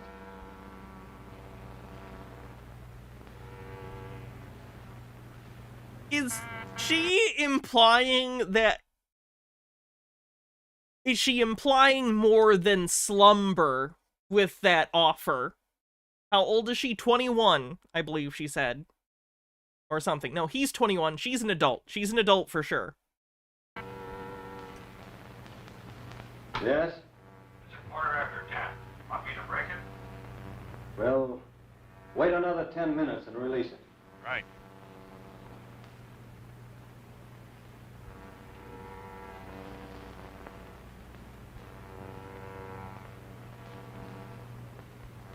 Do you realize what you're saying? I'd be spending the night with you in the same room.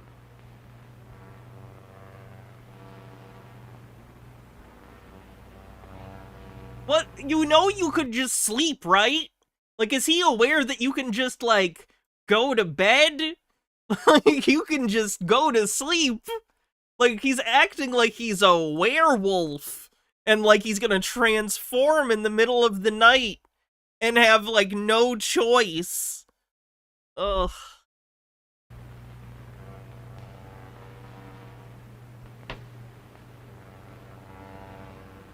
What's bothering you now? You're getting your own way. Yeah? You're right. But something's bugging me. It has been for a long time. It's like something your father said to me the first time I met him. It's something in the air that we feel.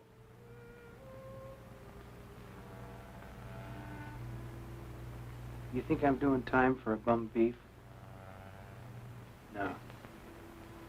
I'm doing time for stealing, robbing, sacking guys.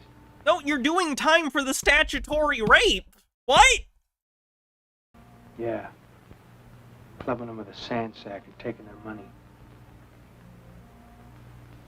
And I used to laugh at working stiffs. If a guy could make $15 a week for the rest of his life, he'd be better off than spending one day in the can.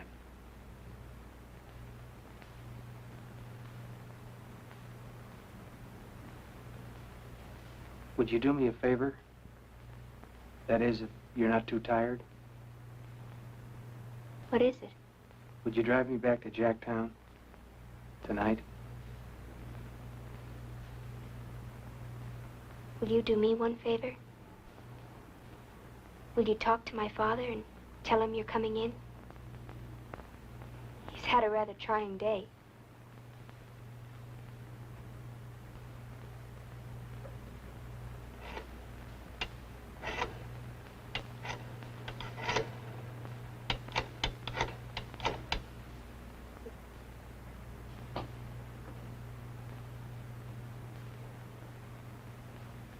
Hello, Warden. This is Frankie Stossel. Frankie, where are you? Hold on, Frankie. Jennings. Jennings, you there?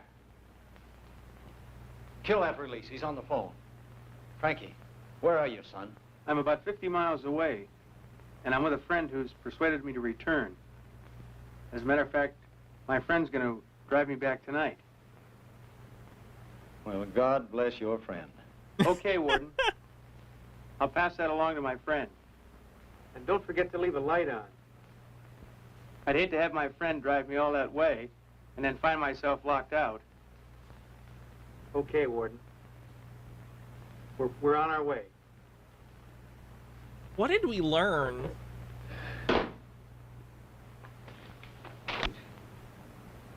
Well, this is one release that'll never get beyond these walls.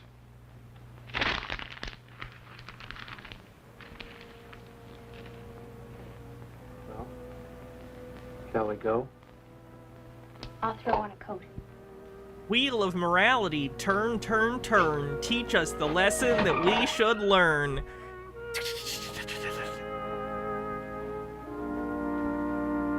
Don't become friends with statutory rapists or any kind of It might rapist. be cool driving with the top down. And so, Frankie Stossel did return to Jacktown. And later, upon his release, to a new and better way of life.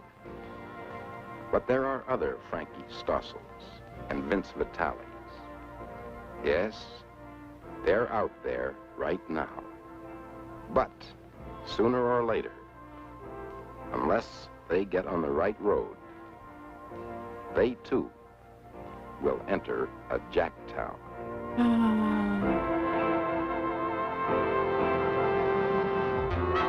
Sheesh. That was a strange one.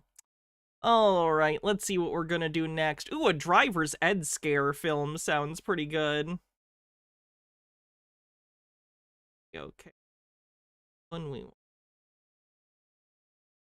Either way, though, before we do that, I'm going to use the bathroom. So if you're enjoying the stream, consider using the tip link in order to help support the show. While I'm gone, Cher will tell you about another scare film, Sarah T. Portrait of a Teenage Alcoholic, starring Linda Blair and directed by Richard Donner, who did Superman, directed a great number of episodes of The Twilight Zone. Really, really interesting movie, because it is a scare film, but it's very competently made because of the people involved, so it kind of subverts and, like, goes beyond the typical genre tropes. Enjoyable film. Be right back.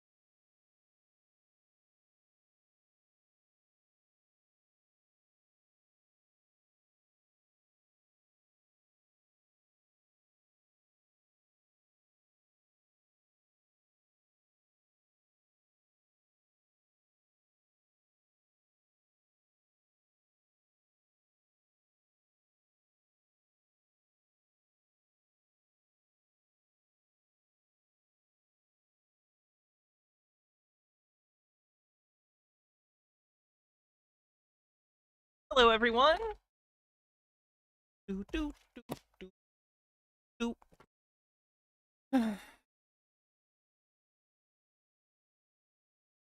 Okay, chat, we are going to vote on which kind of scare film we want to do. Let me do a poll real quick. The categories are going to be...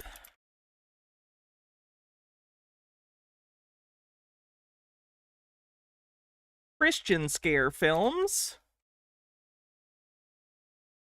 driver's ed scare films,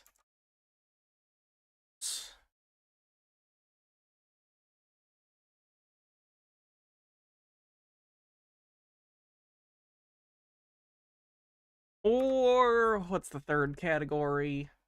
Health.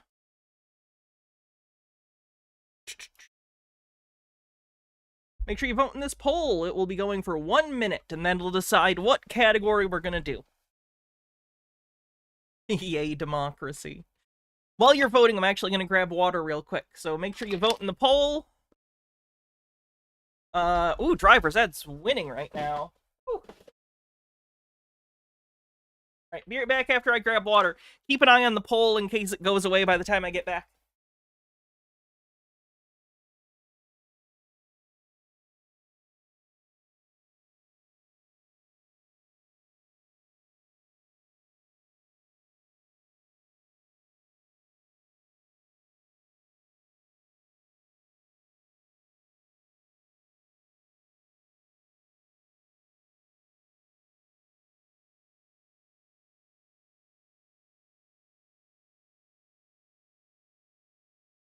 Okay, looks like driver's ed wins with 45% of a vote. That is certainly the largest plurality. So let's do it.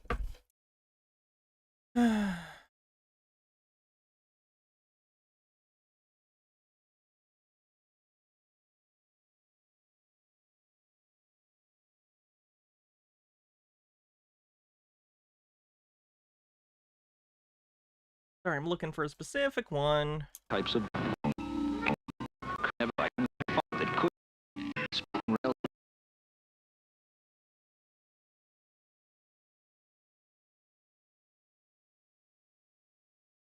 under the hood. Grease or mechanized. What we're about to see takes place in the United States. It could have happened. 1 second, let me change the thing on Twitch to make sure it says simulated violence. I think it still does from last time, but I do have to double check. I'm gonna go to the bingo card for a sec from Tinfoil Tuesdays while I do this.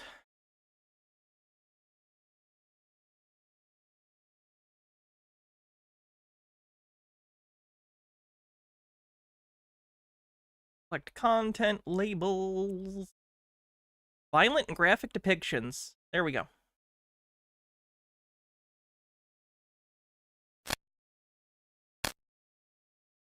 Anywhere, in any country, on any kind of bus. A loose connection under the hood. Grease or oil on the engine. Smoke suddenly appearing from anywhere.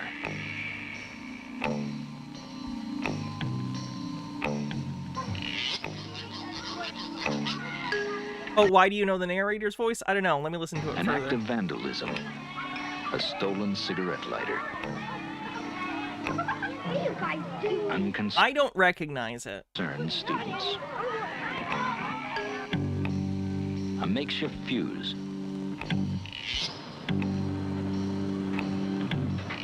A shorted wire under the dash. What I'm learning is buses are death traps and we should stop using.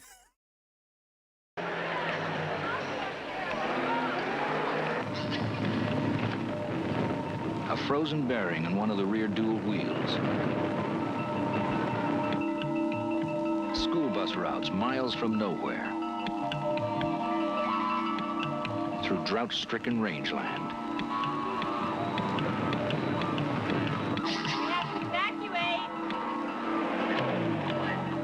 An empty can of hairspray, a lighted match. Okay, I feel we're getting into more specific scenarios. It feels less like an accident and more like you decided to use hairspray as an accelerant for some sort of insurance scheme, which is your business, okay? I'm not here to yuck your yum. I'm just saying, is that really an accident? A lit match next to your hairspray can? Expected explosion. A trash box placed where it should not be. This is 70s hairspray, by the way, before they banned the stuff that burned a hole in the ozone layer. So this stuff was like flammable beyond all imagination. Like a nuclear bomb in a can. Motorists on the road. A moment of not thinking.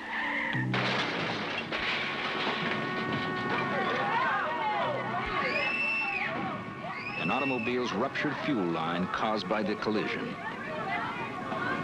Just a few of the culprits that could cause the worst dilemma students or their school bus driver could face: a fire on a school bus. A fire you as a driver or passenger, if the driver is hurt, will now have to contend with as you attempt to get everyone quickly and safely off the bus and to save your bus from being ravaged by flames. Is that my job? We hope you or let it burn. Anyone riding a bus never has to use the information you're about to see in this film. But since a fire could occur at any time, and when you least expect it, watch this film carefully. The tips and procedures shown here should help you to suppress most types of bus fires until additional help arrives.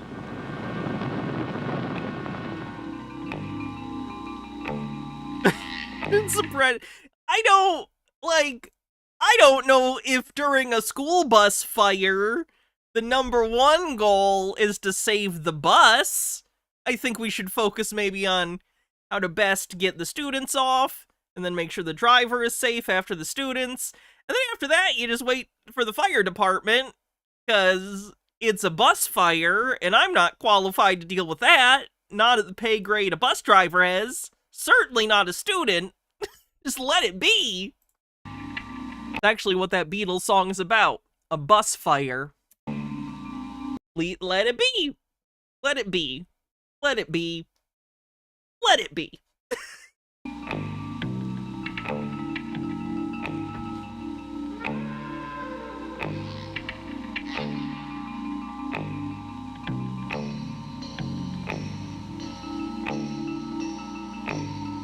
I like all the ominous bus fire shots for the opening credits.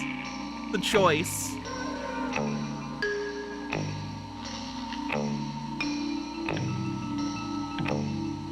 Goddamn, they loved xylophone for the openings, didn't they?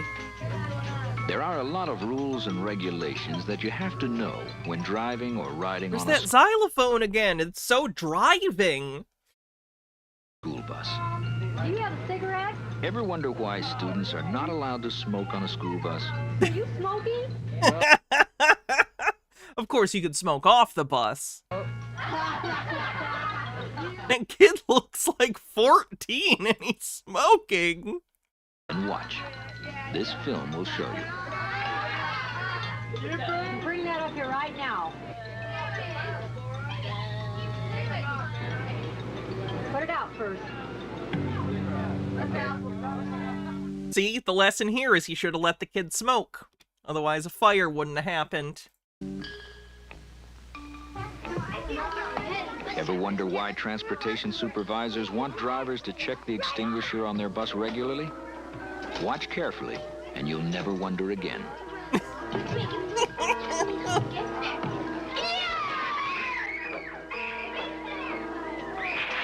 Those kids are idiots.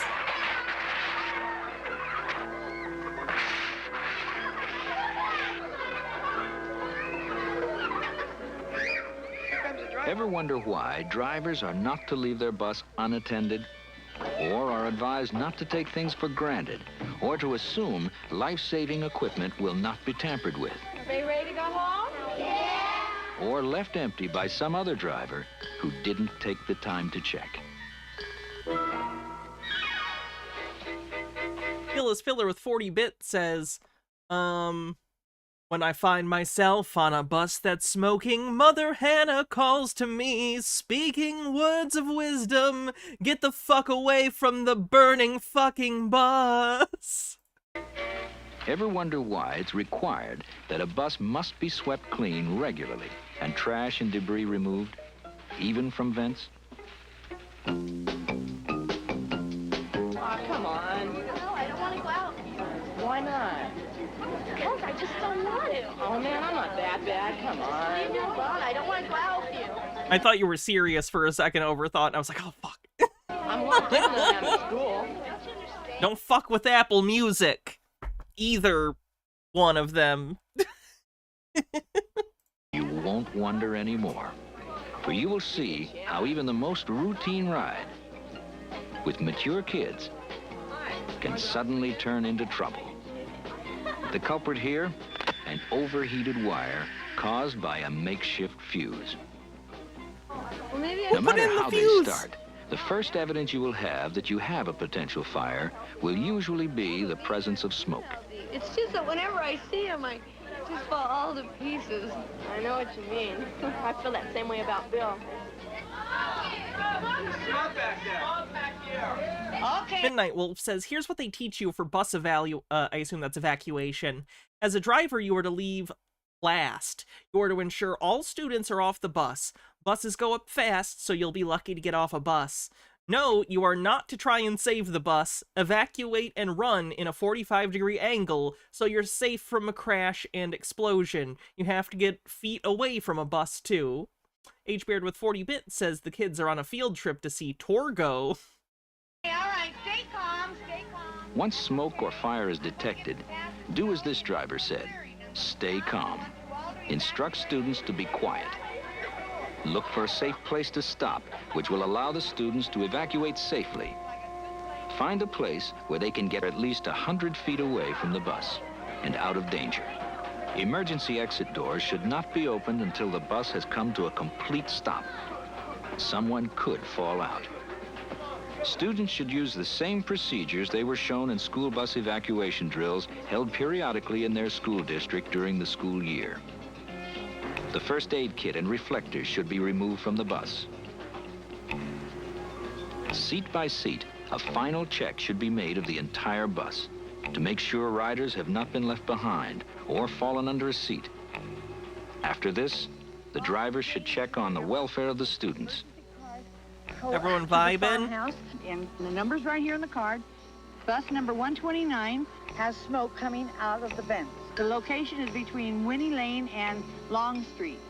And we will need a relief bus. Now, I want the three of you to go together, and if nobody is in at that ranch house, go to the next one, but stay together. Always give helpers your approximate location. Send 2 or 3 students together. After all, no telling what they may run into.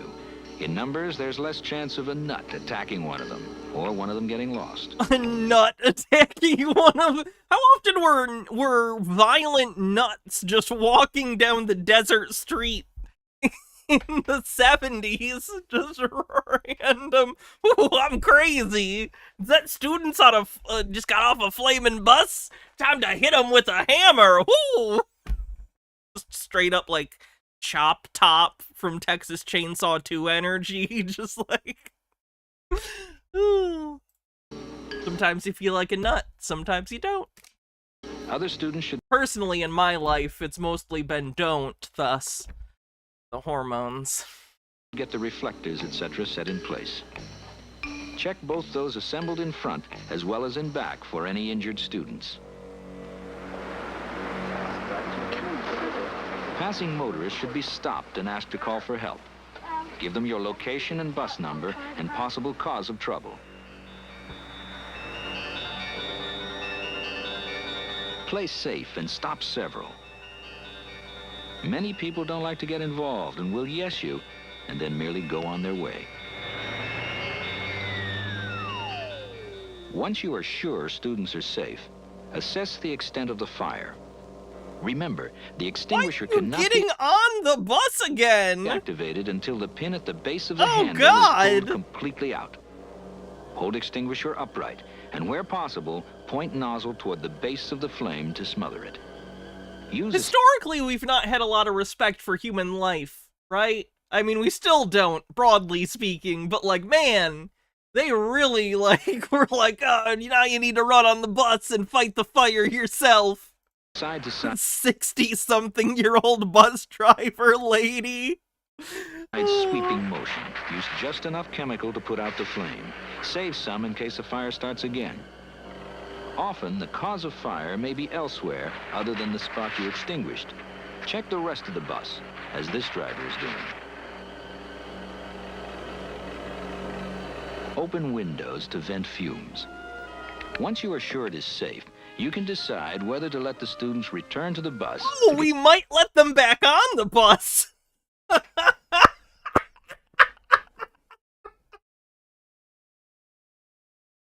There is no universe in which today a school bus could light on fire and then the protocol would be, all right, the fire's out, get back on the bus.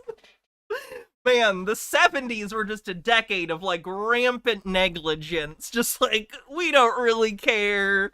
Safety's not a concern. We just need to do stuff, okay? So if you have a problem, get your cocaine, get your disco LP, and just push through it. Also, she looks a lot like Alice from the Brady Bunch, but like older Alice, like when she cameoed in the Brady Bunch movie, or like maybe in like a Brady Christmas. I don't know. Get out of the cold or rain, or whether to have them wait a safe distance away until emergency help comes. In this instance, Ruth Rosa, the driver, decided to have the students return to the bus where they will be out of the cold chill of the afternoon winds. Inside, they'll be warm while they wait for the fire department to decide if it's safe to drive this bus for the rest of the route. Never leave the area until you have checked to be sure all your passengers are accounted for. Most extinguishers on school buses are multi-purpose and can be used for paper, fuel, or electrical fires.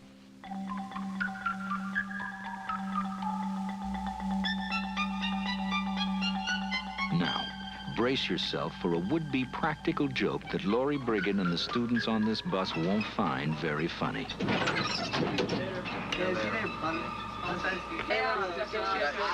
You didn't have to see a blue book I left in here yesterday, did you?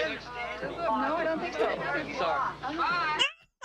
Is that kid trying to murder?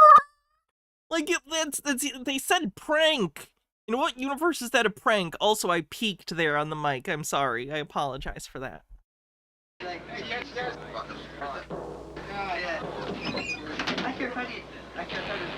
The match sets the paper in the trash box ablaze, causing the empty aerosol can to explode. Hey! Lori, there's smoke! Yeah, I see it. Let me pull over to the side of the road. Everyone be calm. Evacuate to the back of the bus through the emergency door. Back seats first. Can I have 2 helpers in the back to bring me some sanitation? Stopping the bus, Lori evacuates the students, but has a problem. The trash box is resting on the fire extinguisher. The heat makes it impossible for her to reach it. Although nervous, Lori uses common sense by instructing some students to get dirt.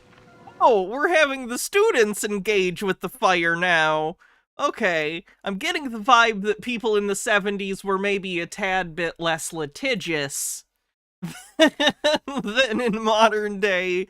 I don't know if tort law was different. I don't know, but I don't think there's any chance you would ever tell someone to have a student try and put out a fire.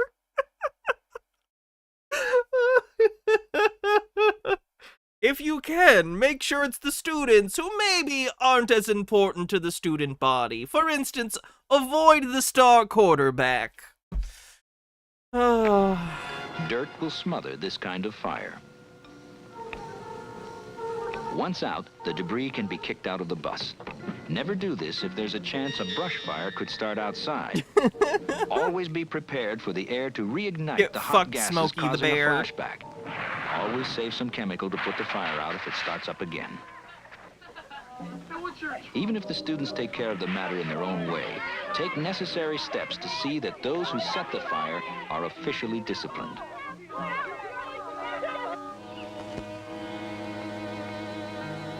To avoid a similar situation in your bus, one where you can't get at the extinguisher you have, leave the trash box at the depot, or see to it that your fire extinguisher is mounted elsewhere and yet meets state or district safety standards. In this way, if a fire starts in a trash box, you will have an extinguisher accessible rather than hidden under the fire. Edward says, have one of the D students sit on the fire to smother it. Stay calm. I'm going to park. You'll find it wise to do what Audrey Westwood is about to do. Follow the basic procedures you'd use in any emergency. Find a safe place to stop. Turn off ignition. Set the brake. Have students evacuate. in this case from the rear. See that they take the first aid kit and reflectors. Then simply remove the extinguisher from its bracket, grip handle properly, hold extinguisher upright, pull the pin, and squeeze. Aim at the base of the fire. Move from right to left until fire is extinguished. Stand back. Try not to use too much force. It might cause sparks and pieces of burning paper to fly all over. Use a coat or jacket on the door handle to keep from burning your hands. Save a little chemical to use on the fire should flames ignite again. The gauge on the extinguisher will let you judge how much chemical is left. Remember, be on the alert. Almost anything can cause a fire to start. Almost anything can cause a fire to start? Is that an accurate statement? Almost anything can cause a fire to start. Wow, the 70s sound like a scary place. You're just hanging out with friends like, oh, hey, how you doing, over at the discotheque? Water bottle fucking in flames. Oh. It doesn't take much for kids to find a way to get in trouble. Regularly check your rearview mirror for clues or signs of pending trouble. Who gave that kid a knife? If you see something suspicious, use common sense. Stop trouble before a real emergency occurs. Doc, I got a kid. Come on. Where'd you get that? I stole it from my old man. What are you guys doing? Would you get out of here? I'm a tow bus driver. Oh no, look what we did! In terms of peak dumb kid stuff, in elementary school in like 6th grade, a kid got in trouble for bringing one of his dad's beers to school, like a can of beer. Now, bear in mind, he didn't drink it. He didn't get caught drinking it or anything. He just got caught having it, and he like showed other kids like, look, I took one of my dad's beers. Kids are very strange little creatures. Grayline says in the 70s, chemicals in the water made it explosive. Once smoke or a fire is spotted, stop the bus as quickly as possible. Turn off the ignition, set the emergency brake. Evacuate students. See that they take the first aid kit and reflectors. Pull the pin on your extinguisher and use it. Check the bus to see no one has panicked and has been left inside or hidden under a seat. Fumes can be toxic. If you have a radio, do what Diane Morton is doing. Call for help. If you have no radio, send for help. Base, this is bus 147. I'm stopped at the corner of King and Ormsby. We've had a fire on the bus in the seats. And there's a strong odor coming from the seats, and I'd like a fire engine to come out and check it out. And also, please send a relief bus to pick up the students. I'm going back to check on the students. I will stand by for further instructions. Where possible, see that students are not standing downwind of fumes.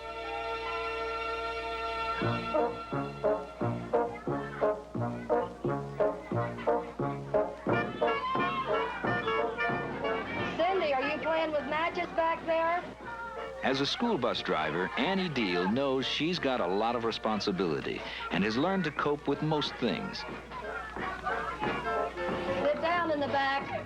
But even for an experienced driver, some days hold... You can say what you will about Gen Z brain rot, but at least they aren't like on buses just pulling out knives and fucking lighters and shit trying to light the bus on fire. Unexpected surprises.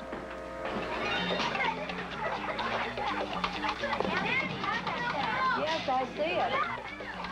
A vent fire, trapping a child. Annie brings her bus quickly to a stop following standard procedures.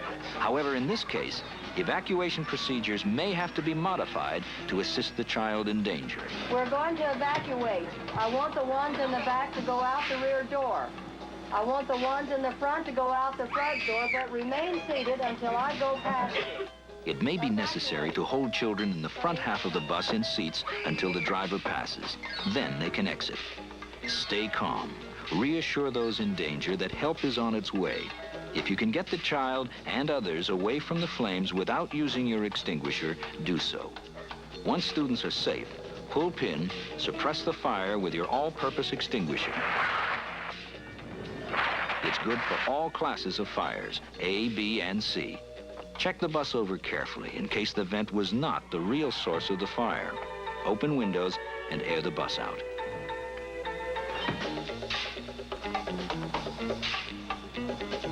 Okay, kids, everything is under control. Come back on the bus. Look at the wiener dog. Since students will have evacuated in an unfamiliar area, see that they are careful. Strange animals, although cute, can bite if loose. Strange animals are cute. Especially the fact that they're strange. Children have gotten hurt I'm not familiar with this dog. Adorable. Boarding their buses. See that they don't push or shove. Another kind of fire you will need to know how to handle is a tire fire. Yeah, Ghost Rider bus, my favorite.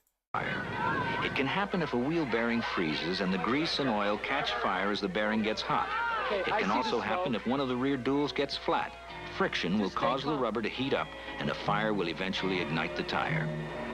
A tire fire is difficult to put out as the cells in the rubber contain oxygen and the fire will burn deep inside the rubber. Okay, I want you to evacuate the bus. Everyone come out the front. It looks too smoky in the back. Stop the bus, turn off the engine, set the brake, evacuate the students the safest way possible, remove the first aid kit. Here, take the first aid kit. Check all seats. Make sure everyone has left. Panic often causes students to hide under seats. The limited supply of dry chemical in the extinguisher on board will not put out most tire fires. There's not enough dry chemical to smother the fire completely or reduce the pressure building up as the air in the tire heats up. If there's a house nearby, have someone hook up a garden hose. Water will be needed to cool the tire to keep it from exploding. Yeah, let's get the students right near the tire that we're concerned is going to explode. In fact, lots of water will be needed to put out a tire fire once it's ablaze. If this isn't possible, start a bucket brigade going until the fire department can take over. Yeah, let's do it. Ugh, Ben Franklin is so proud. If a tire fire occurs out in the country, try not to stop near sagebrush. Yeah, the tire's on fire. Let me just look out for any sagebrush. Have students evacuate front and rear doors if possible.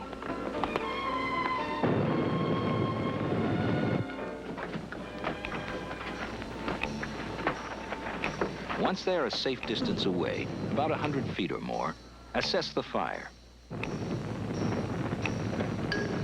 It is wise not to stand beside the blazing tire. Most tires, like gas tanks, usually explode sideways.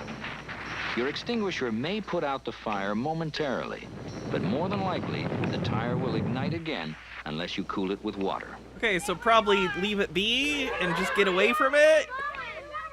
Without houses or hoses, use common sense. As a last resort, drive the bus into a creek.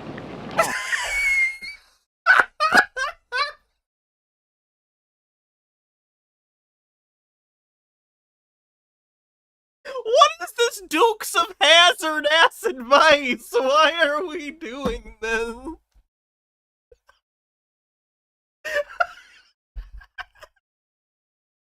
Oh, the tires are on fire. I better get back in and drive it into a creek.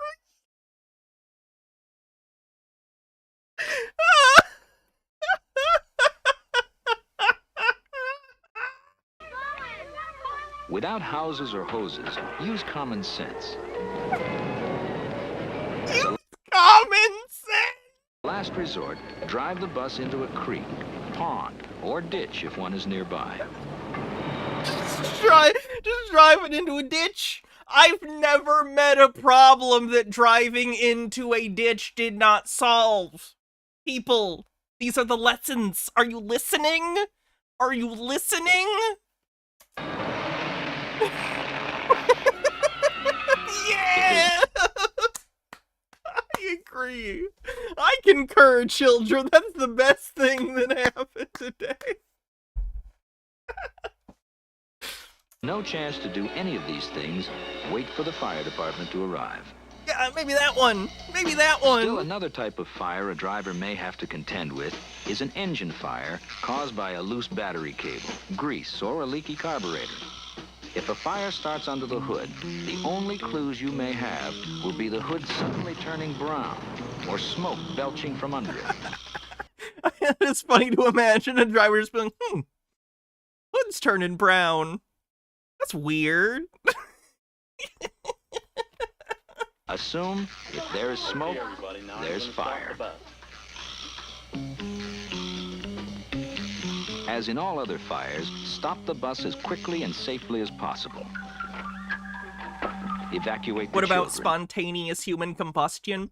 One of these days, something so stupid is going to happen on the screen here that you're going to watch me spontaneously combust. And it's going to be great. And that's going to be my legacy, is the first spontaneous human combustion caught on camera. A good legacy. And let me tell you, the lipid content in here is crazy. I'm gonna burn like a candle. It's gonna be a Hanukkah miracle how long I burn. Use the rear emergency exit in this type fire. Once students are off the bus, instruct helpers to phone for help. Here's the number right here, 882-1661. We're on the corner of Hatton and Terrace, and we have an engine fire. Go to that house right over there. Okay. Extinguish any ground fire first, then place your extinguisher into the grill and dispense the chemical. On older, manually operated buses left in gear, there's always the chance the ignition wires will short by the fire. If so, the bus will begin to buck or move forward. If this happens, put the bus in neutral and turn the wheels into the curb and reset the emergency brake. It's a good idea to get a helper to place a block of wood or stones under the wheels. Drivers have been run over by their bus while trying to suppress an engine fire. Hey kids, would you stick your arms under the bus tires for me while I'm putting out the fire? Just stick a rock or something down there, it's fine. Again, place extinguisher in the grill, squeeze handle to help suppress the fire until emergency help arrives. Under no circumstance, open the hood. This will permit oxygen to feed the fire, and the fire will only flare up or spread. I've seen Backdraft. Notice what happens when the firemen open the hood. Only their protective visors keep flames from leaping at their faces.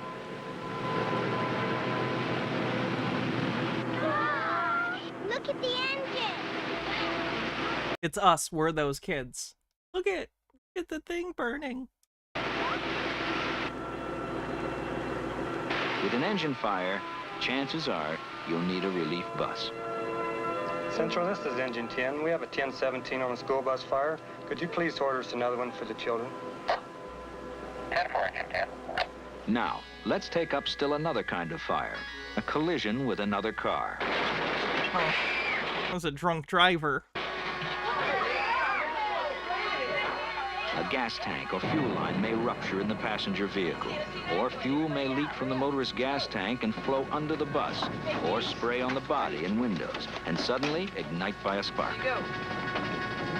This is Mobile 441 calling the Big Yellow Base.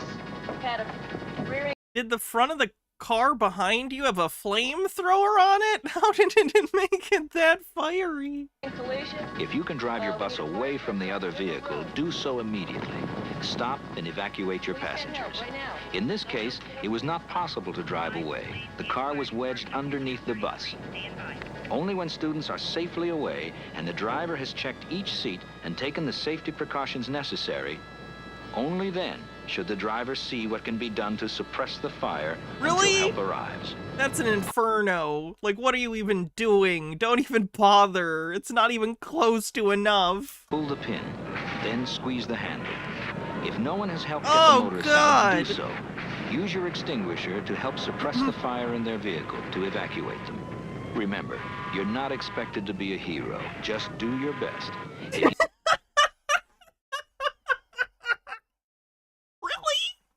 you think you Because I feel like you're asking for more than people's best. can suppress the fire, see if you can. If it gets too much for you, wait for help. Although there is no way to anticipate where or when a fire will take place, the knowledge you have gained watching this film should enable you to safely evacuate your passengers and take steps to suppress a fire if it is necessary to save passengers trapped by flames. Your quick response could even save your bus from further damage by flames until help comes. The bus is on fire. There's 2 people in the car. They're injured, but the police department's here and the fire department's putting the fire out. The students are okay, but we'll need another bus. 10-4-441 will dispatch release bus immediately. Just stay calm. Yellow base out. Remember, a fire can occur at any time on the way to school or on the journey home. It can devastate one of your district's regular school buses, as well as the activity bus.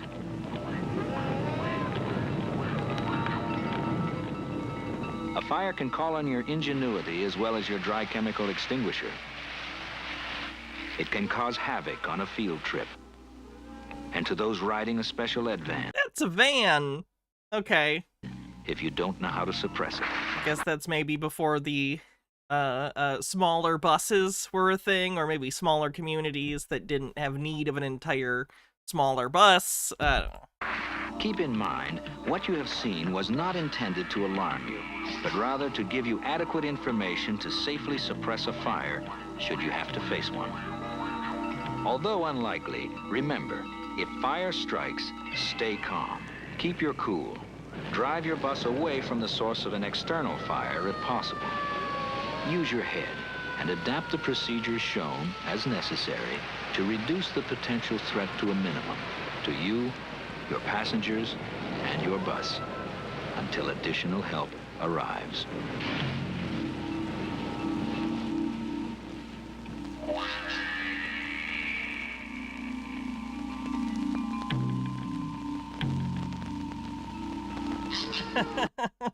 Beautiful. All right, what are we gonna watch next? Hooked, aka Curfew Breakers. Organized narcotics traffic is big business, and to get to the top, you've got to go to the bottom. 17-year-old Ray Bowman is missing, and Coach Regis Toomey thinks the kid may be on dope. There's a drug one. Thunder and Dixie.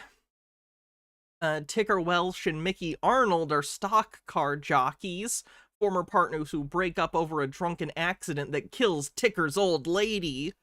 They bluster around and become deadly rivals, and leading up to the really big stock car race finale, that one doesn't. Phyllis Filler says, until Reagan ended the award, the United States Uniformed School Bus Service had a Yellow Heart Medal for those injured or killed when putting out bus fires. Oh, God. It's just a bus. I get if you were directly saving a kid, but it's a bus. You can get more buses. No one should die over a piece of property. I just...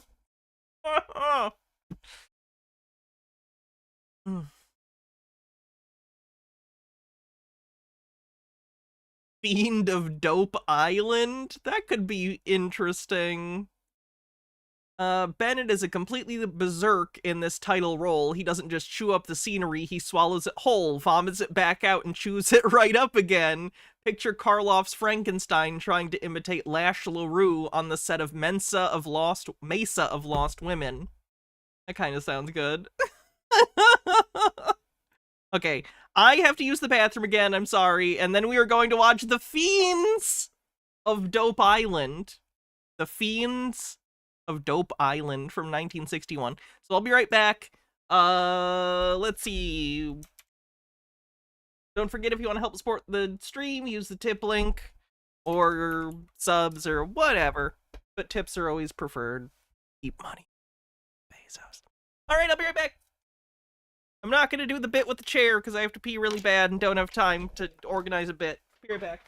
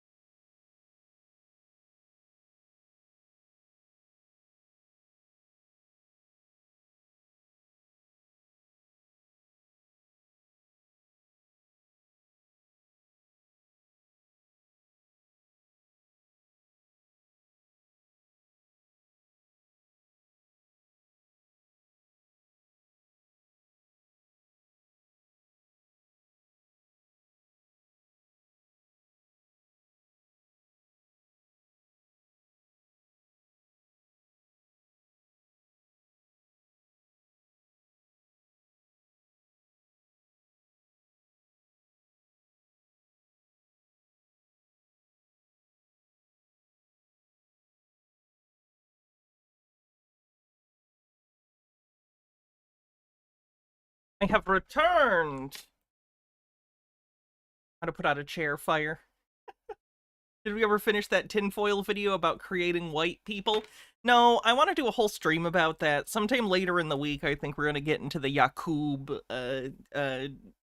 weird, like, that whole thing. I do want to get into that. Alright, without further ado, Fiend of Dope Island.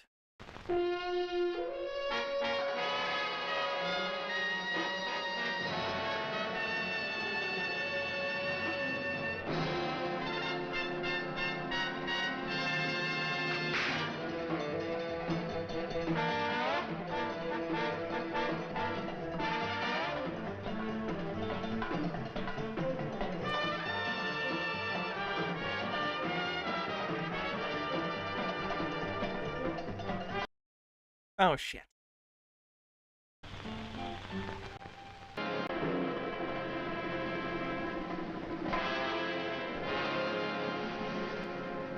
I'm assuming this is the titular Dope Island.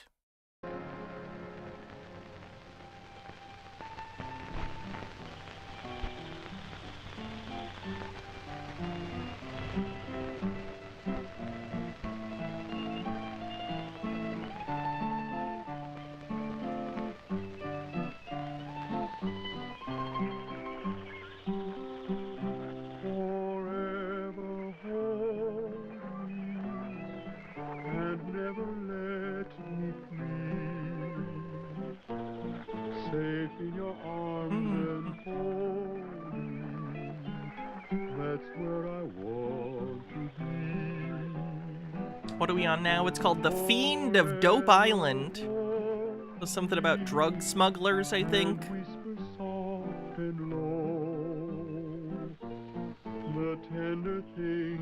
This is a movie or a PSA? Movie!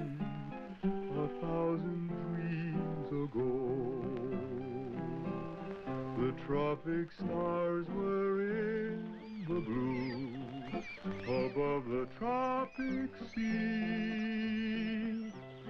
They saw me give my heart to you as you gave yours to me. So darling, hold me forever and a day. Safe in your arms and hold me. That's where I want. No! No!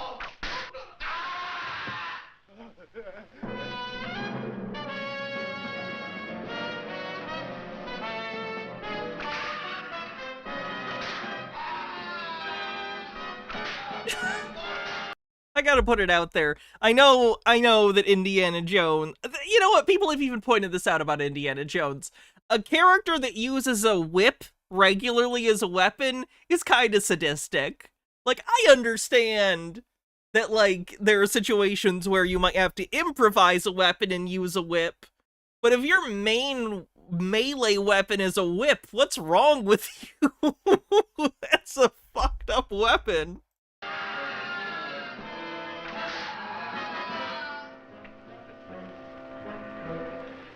You wasted your time, Doc. I didn't hurt him none. That's why he's hot? Indiana Jones or this guy? Didn't hurt him none. Also, an Indiana Jones style whip wouldn't be fun. It would just legitimately rip the skin on your back apart. Look, nobody touches nothing on this island unless I say so. Everything here belongs to me. You gotta understand that. Oh, that's a performance.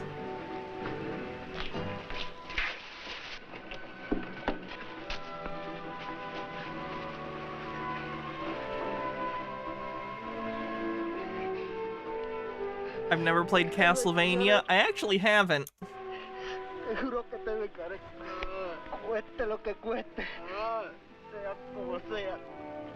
Are the Castlevania games on the Nintendo Switch, like, classic streaming service?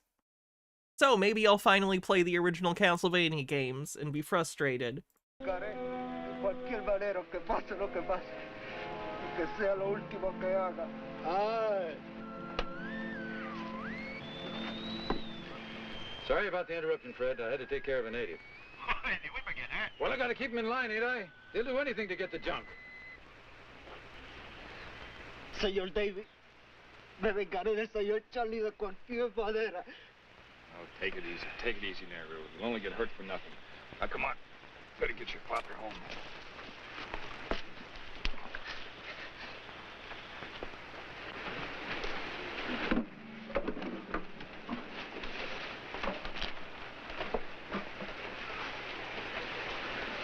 Señor Charlie, juro que me vengaré sea como sea, que sea lo último que haga.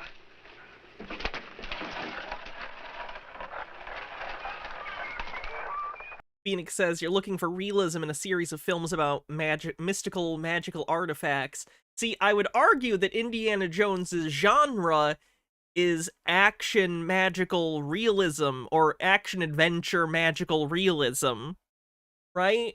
There are magical elements, right? Like, the artifacts are magical, but it's not generally considered like a fantasy world. It's supposed to take place more or less in the real world, other than certain mythological things have at least some truth to them. We don't know to what extent, but certainly they have some inexplicable power, right? But everything else is more or less normal. They're based on pulp stories, I know. I'm just arguing. You did? Is she pretty? Pretty. She's dynamite. Well, toot your whistle as soon as you dock. Okay, roger.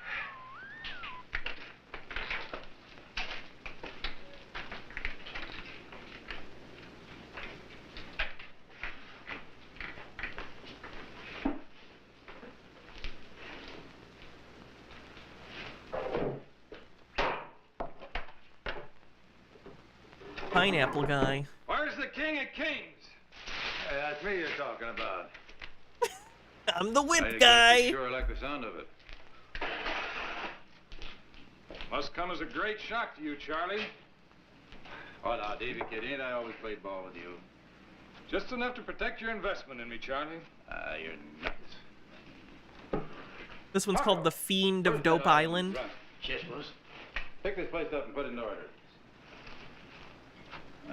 That Bible's feeling bum's been at it again. Toss a bucket of water on him and wheel him out of here. Take it easy, Paco. Bishop isn't hurting anybody.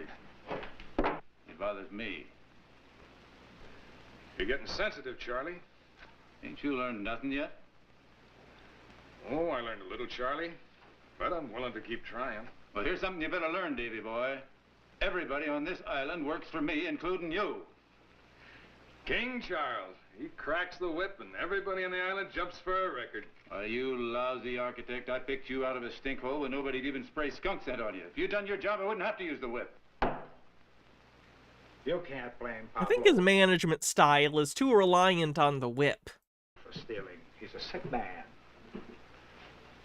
You didn't give him the junk, and the bishop also, they'd both be all right. Not enough carrot, too much whip. You're batting out opinions too, huh? You're not satisfied with all the booze you can drink. Well, get this through your rum-sog skull, you no-good bladder mechanic. Everything on this island is my personal property. Well, I'm not your flunky. I'm a doctor and a man. A doctor. Take your nursing bottle and get the hell out of here. I said I was a doctor and a man. Look. Harold Ebelman says, I'd say full pulp. Magical realism is a very specific thing that I very nearly wrote a dissertation to bitch about in big words, damn near Lovecraftian even, in the sense that the artifacts are big bags of things man was not meant to know, and Indy, sometimes unwittingly, works for the government to keep it that way. That's fair.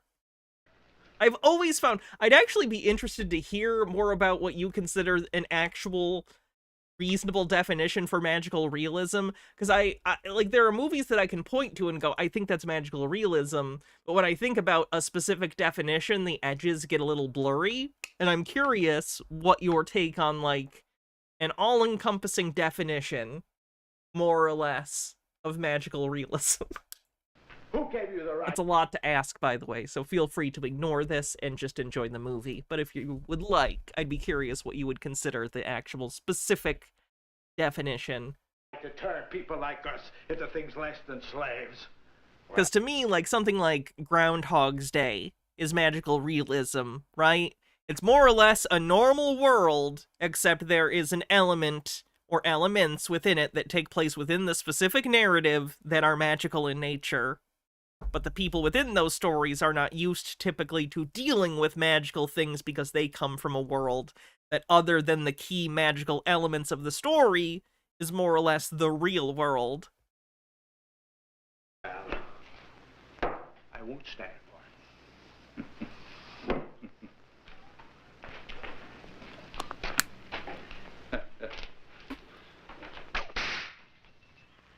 Can't playfully whip someone with a real whip. You can playfully whip someone, but not with like a real bullwhip like that.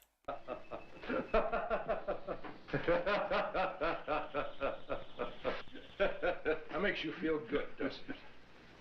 You know, you're lucky you haven't had a knife in the gut before this. Let me teach you a few facts of life, Professor. I learned a long time ago that if you want anything in this world, you have to take it. I got caught once. They whipped me every day for 8 years. Learned me the proper respect for the lash. The whip's not enough, Charlie. That's where you come in, Davy boy. I want you to teach these island idiots they gotta dance to my tune, without question. I should live so long. Has anyone quoted the "where there's a whip, there's a way" yet? Maybe I better teach you a few of the facts of life too, Professor. Where there's a whip, there's a way. Oh, Davy boy. Good stage punch. Hey,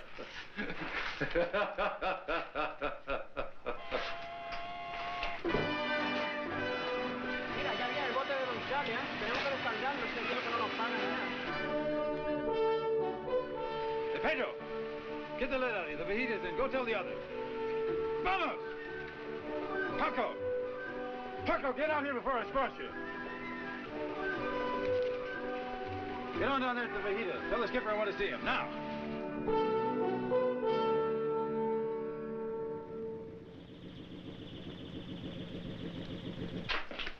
Have a drink, Davy boy. Make you feel better. Thanks. Next time you ought to duck. If you don't, you'll be wearing your drawers in a sling. Charlie, I got news for you. Won't be a next time. Ah, Davy boy, that's no way to talk. Next time, maybe I'll just bust your leg. Sure beats me how a smart fellow like you can mess himself up by being such an idiot. Oh, man. I ain't through with you. I ain't through with you. Maybe you didn't know it, but the heat is in. I want you around here when I talk to Fred. He brought something real fancy this time, something extra special. Well? Well, we got some figuring to do. Why me? What's in it for me? Davy boy, I'm promoting you. I'm showing you there ain't no hard feeling. Come on, I'm letting you in on something big, real big. All right, you sound spotter, on your way. Come on your way. Fred.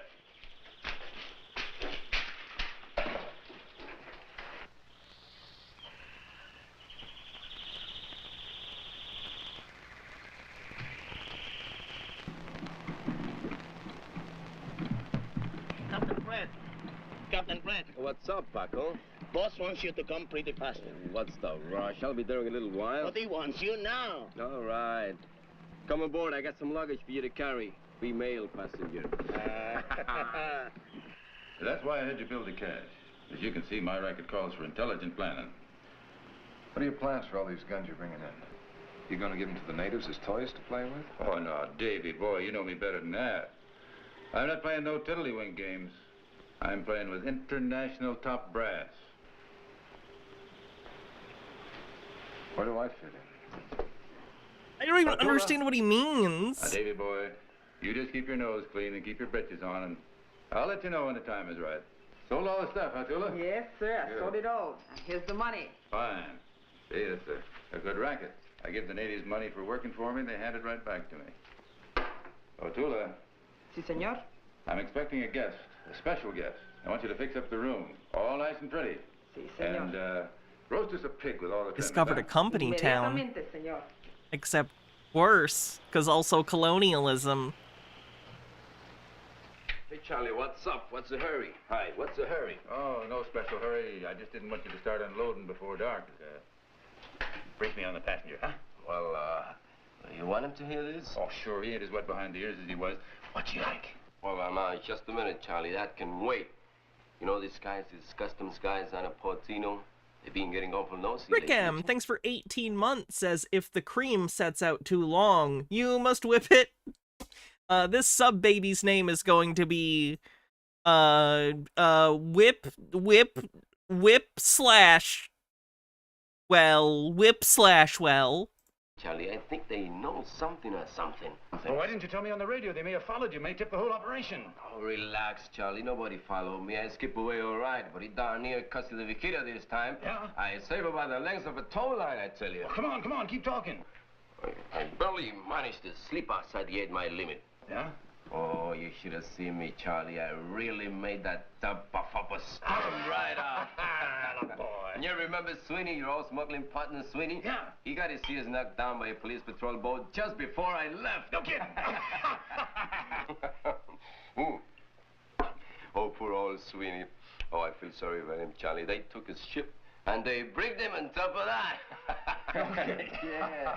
And that was my cue to take off. Oh, I took off real fast. Oh, Sweeney's a big fat dope.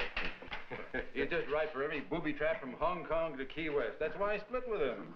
So they finally iced Sweeney's boilers for him. Yes, they did. You know what we're gonna do? Well, Sweeney's rotting up there in jail. We're gonna be real nice to him. We're gonna take over and run for him.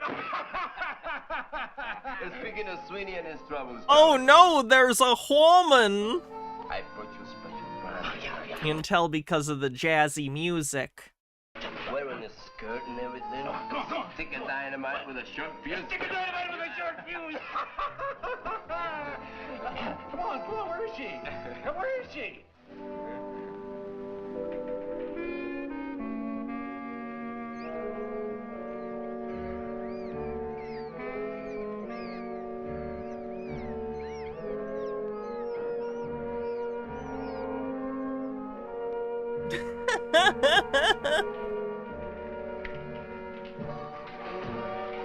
What is this Charlie Davis you talked about? Have a seat, Cookie. I saved it special for you. Are you Charlie Davis? If I ain't, my mother turned over in her grave. That's all I wanted to know. That's what I think about you and your dirty tricks. You're all right, Cookie. Get this straight, mister. I wouldn't stay in this dirty rat hole 5 minutes. In fact, I've been here 60 seconds too long already. And you don't have enough money to keep me here. Paco, get my stuff back to the boat. I'm leaving. Well, I tell you, a stick of dynamite with a real short fuse, but she's not acting smart, Charlie. But what a great place to broaden her education. Education. Listen, mister. I can out-talk any man in Russian, German, French, Italian, and Spanish. And that includes you. That's what I call an education. Oh, boy, you got an interesting job ahead of you, Charlie. I don't know but what I envy you. You got spirit, boy. That's what I like. I don't care what you like. I'm getting out of here even if I had to swim. You took a $500 advance, remember? Sure I did. I'm a legitimate entertainer. Glory Laverne. Modern dances. I was hired to come here to dance for the biggest people from the USA and Europe that flock to Charlie Davis's hot and cold running water island. Look at this. Okay, so he paid her $500 to come to Dope Island to perform for the big wig global leaders that he invited to the island to sell them weapons? Question mark? I think I'm following. I'm leaving. All right, Cookie. But you don't have to swim. I got trained sharks and pilot fish out there. Take you any place you want to go. Any place you want to go. Oh, brother. Whatever I did that was wrong. I sure didn't deserve this. Well, don't let it bother you none, Cookie. Nobody's exactly pure on this island, especially me. We're all broad-minded, ain't we, friend? Don't bother to prove it. I'll take your word for it.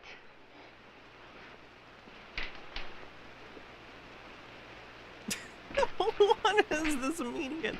Okay. I'm dying for a cigarette. Sorry. It's the only smoking I do around here. Paco? Si, senor? Cigarettes for the lady. Just a minute, just a minute. We got special cigarettes for special guests. She wouldn't like them. She'll get used to them. Time. Paco, hurry up. Oh no, are they marijuana cigarettes? The horror. Paco, take these bags into the spare room.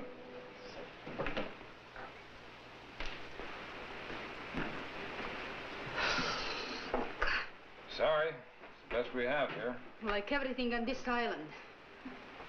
Stinks. Anyway, what's your connection? Connection? Add two and two. You can count to 4, that's your answer. No, I get it. But don't get me wrong, I wasn't looking for a mathematician with a problem. Just a Boy Scout with a compass. You won't need a compass. No place to go. Well, Cookie, you ready to settle down? I haven't struck out yet. Well, honey, when you do, your bunk's in there, the shower's out to the rear, the ocean's out there. You can take your pick. How's that for cooperating, huh? Thanks. Thanks a lot. Davey, you better take Fred on down to the Vajita and start tossing that stuff out in the dock as soon as it gets dark. And better show him where to tote the crate. Oh my god, why didn't they ADR this scene? His on-set audio's terrible. Better get going, huh?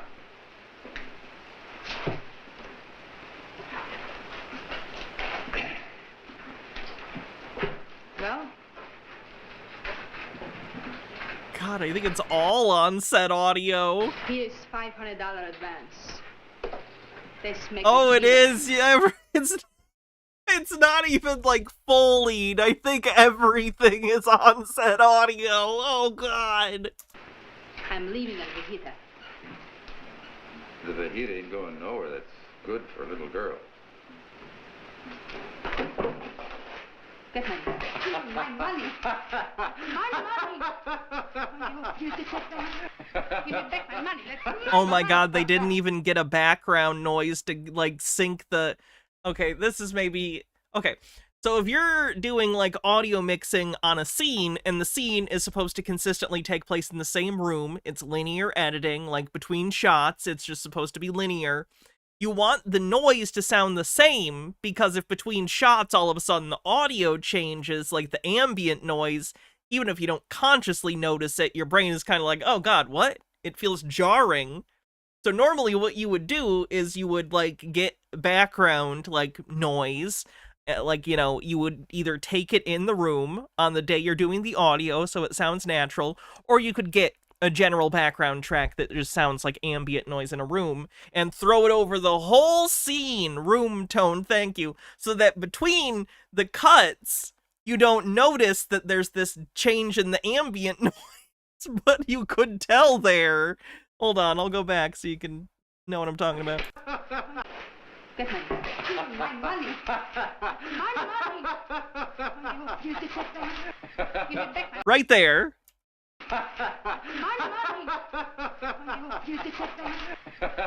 There's like an awkward like change to the noise, you know? It also cut off his own laugh from the previous scene, which didn't help either. It's my money and I need it now. Now, are you going to behave, or do I have to give you some bumps where you ain't got Charlie, none, this girl is tired. Now, I'll bet she'll give you plenty cooperation if you just give her a chance to get some rest. Yeah? Oh, heck yeah, Harold Elberman, thank you. All right, Doc. But if I ain't good enough for you to entertain, neither is this good enough for you. We might actually cover some of that tomorrow, although I do want to do other stuff this week, too. We will cover this sometime in the next week and a half, as well as the older stuff you sent, because I do want to cover these. But I also want to cover the like, Yakub thing I was talking about. I want to do a courtroom video. So I should have time somewhere in the week. Depends on what day. What's the difference between entertaining 100 men or one? Me. You must have been reading my mind, Charlie. Yeah? Just like you've been reading mine. Huh, Glory Cookie? Uh-huh. There is. I'll type it to you through Discord DMs, Harold Doubleman. But I've rewritten that part of it. Well, just for safekeeping, baby, I'm going to put that right away in a safe place. How about a cigarette, Cookie? We got lots of them.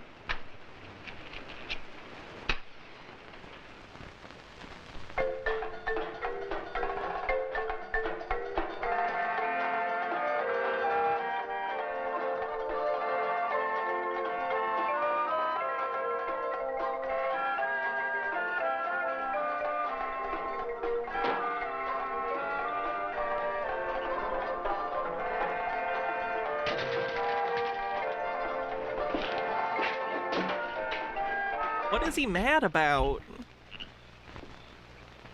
They should have been buried with my grandmother. Ah, this is more like it.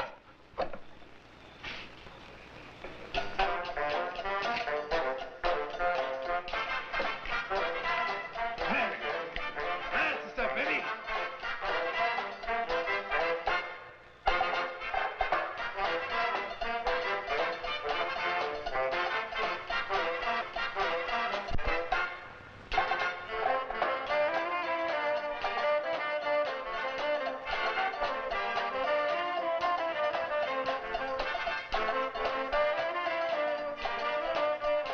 Come on, kick it a little higher. Ha! Come on, let's bust a couple of springs. Come on, baby. Ah, that's it. A little higher. Ha! Bad girl, come on.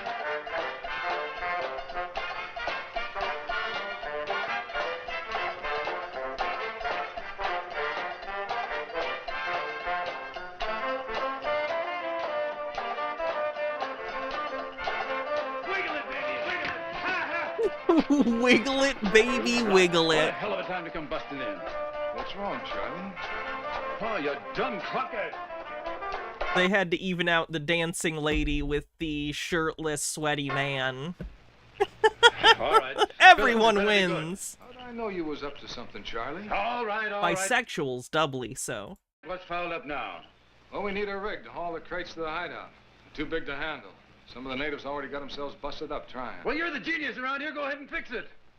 I can't build a rig out of palm fronds and bamboo, Charlie. It's going to take some time. Great, great. Why bother me about it? Well, it happens to be your problem, too, Charlie. Right now, we need some of your muscles. Huh?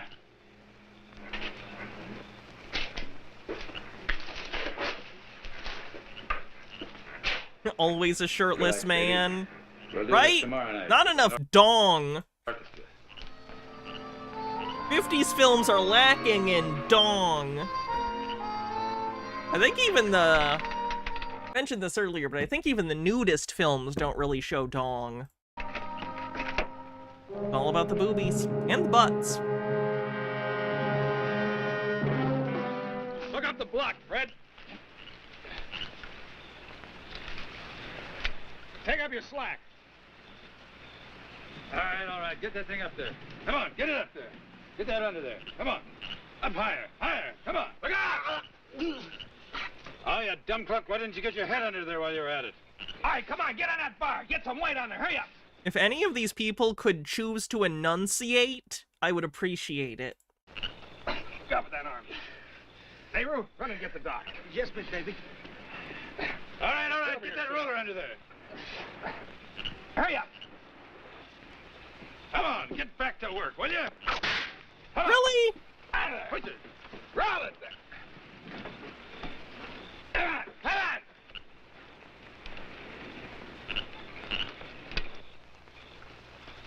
Paco, you got this stuff packaged yet?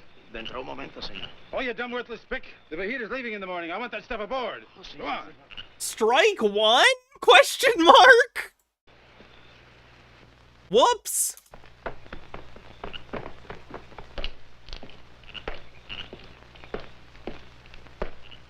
I hope they don't do that again, because Jesus Christ. You know, I got he was a villain when he started whipping people. I didn't need more.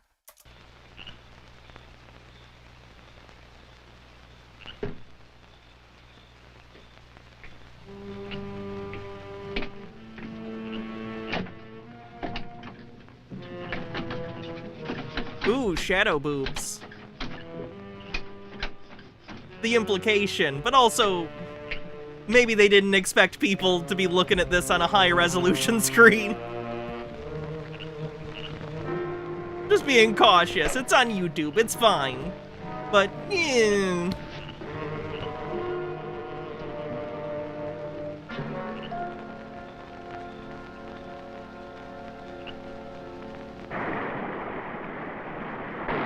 Vuelva todo el mundo al trabajo y todo el mundo hace lo que yo digo. Todo el mundo trabaja para mí. Vuelva todo el mundo al trabajo. Todo el mundo aquí hace lo que yo digo. Todo el mundo trabaja para mí. Ah, the cycle of whipping. Well, you little eager beavers. And so early in the morning. Tula? Yes? What did you do with my pants? Pink ones with lace? Yeah, pink one with lace. Oh, may not see Miss Glory. Tula, you bring them right away back, washed and ironed, or I put curse on you. Sorry, did you just threaten someone with a curse? Even Woolworths couldn't sell this. Woolworth? What do you mean, Miss Glory? But I mean, I'm a price duke. You see, Paco, Woolworths is a store in the United States. They sell things like this for 10 cents, only better. 10 cents? So cheap, Miss Glory? People here paid $2 for this. $2, Miss Glory. I would say that was right nice profit for Charlie Davis. Well, what do you know? Little old Glory finally made it. A celebrity and a dot in the Caribbean. Hello. Hi, Paco, what's the password around here for the food? My stomach is singing hunger blues. Singing stomach? All what I wanted to say is that I wanted some breakfast, Paco. Oh, Miss Glory, Mr. Charlie said you have breakfast with him. Well, Tula, tell Mr. Davis that I am pushover for coconuts, and I'm out sampling them, and not to wait for me.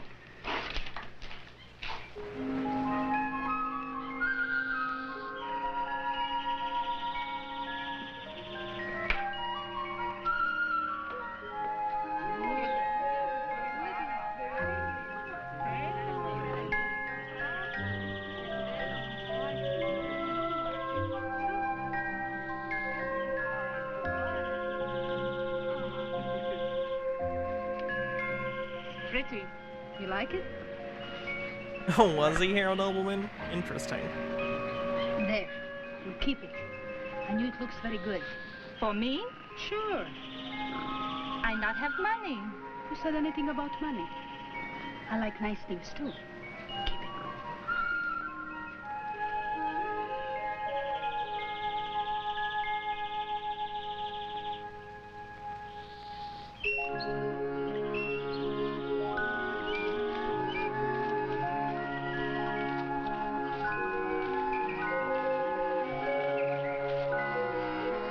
This is the part where I wish an atomic monster would show up.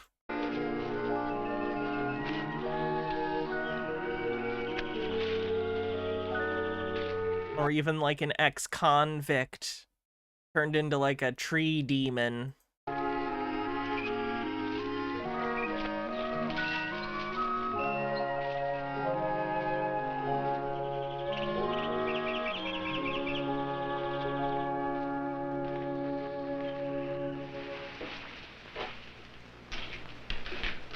Morning, Tula. Good morning, Mr. Charlie. Pretty stuff, huh? Beautiful. Think it'll sell? Yes, people will buy right away. Go get the dame up and wrestle us up a couple of breakfasts, huh? Mr. Charlie, the girl go. Go? Go where? Well, I don't know. She said she was going to push over a coconut. Push over a coconut? How many times have I told you not to let anybody loose around this island, huh? I ought to break your neck. Oh, what a pleasant. He's so pleasant. He's always so nice. Oh, he grabbed a... Yep. Okay.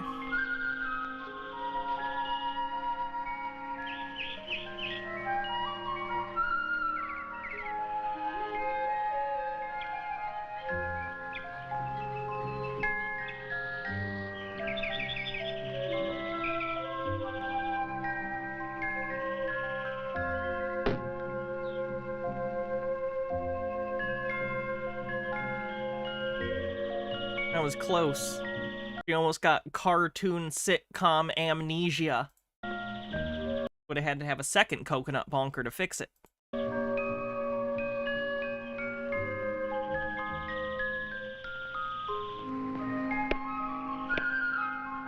nuts. That rock sucks.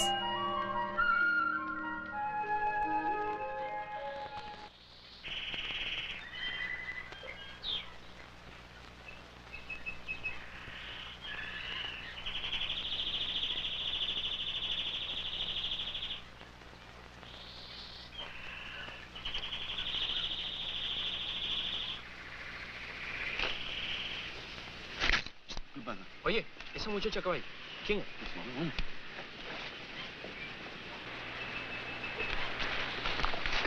¿A dónde te vamos? No puede estar aquí. No puede estar aquí. No quiere. Aguanta. Hey, you're in trouble. Play along and I'll help. Get back to your posts. We take girl, Mr. Johnny, say no strangers. Strangers, Cola, but this girl's no stranger. She's Mr. Charlie's guest, a good friend. Now get back to your post and there'll be no trouble. ¿Qué tú crees? No, vámonos. Eso es cosa de él. ¡Vamos!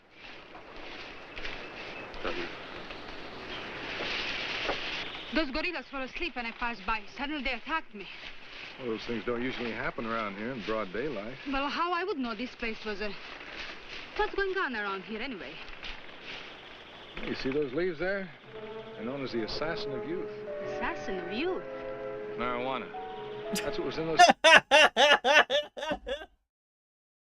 cigarettes that Charlie tried Yes, the assassin of youth, my favorite. to give you in the cantina yesterday. Well, thanks for the rescue. But if this place was... No questions. And get back the same way you came. Do yourself a favor and me too. Forget you've been here.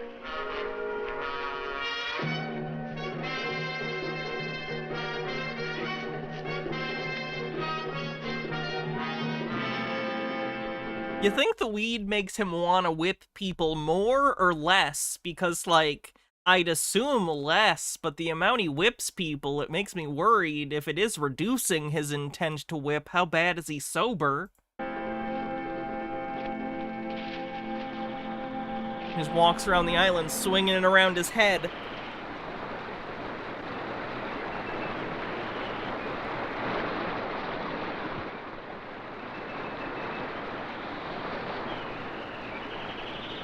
He brought his whip to go get her. It's his emotional support whip.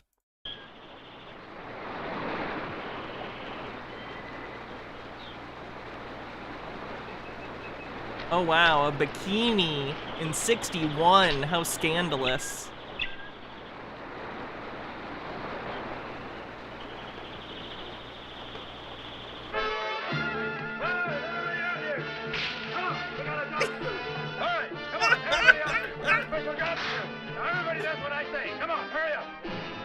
Can you please go without whipping something for 5 minutes?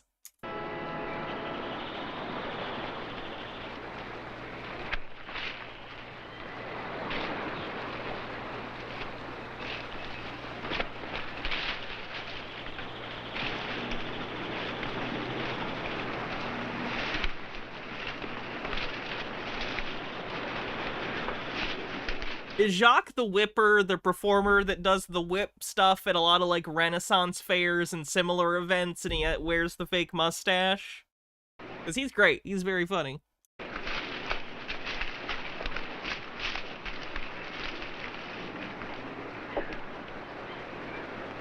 Oh. Do you get paid for scanning people to death? I didn't know he had a Twitch channel. That's cool. I'm Naru. Naru does not mean frighten Miss Glory. How come you know my name? I never seen you before. Everybody know Miss Glory. Everybody in Ryland looking for Miss Glory. Looking for me? That's a laugh. Mr. Charlie come to village. He yell big. Find Miss Glory. He mad like thunder. Oh, Mr. Charlie. Well, I might as well go back.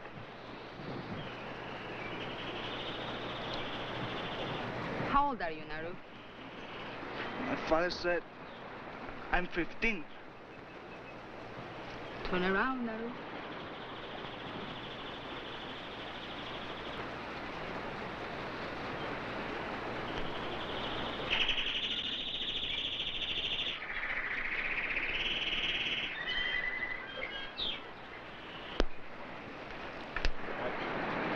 Come on, Naru, let's go. You know, I like you. I'm sure we are going to be very good friends.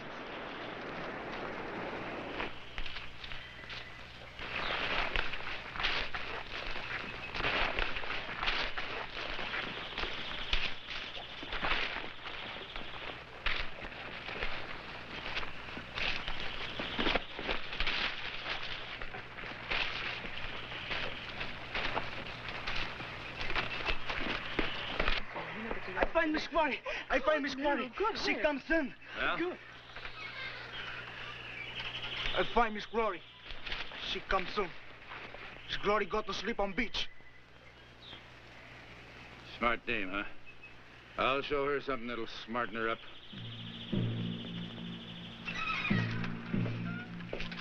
What's the matter, Naru? Nemesaur, You're not thanks for going, gifting 10 tier 1 subs. Charlie very mad. He whip. Oh, he won't whip. He very mad at you. Yes, Miss Glory, he's very mad at you. He'll whip you. Come on. I'll show you.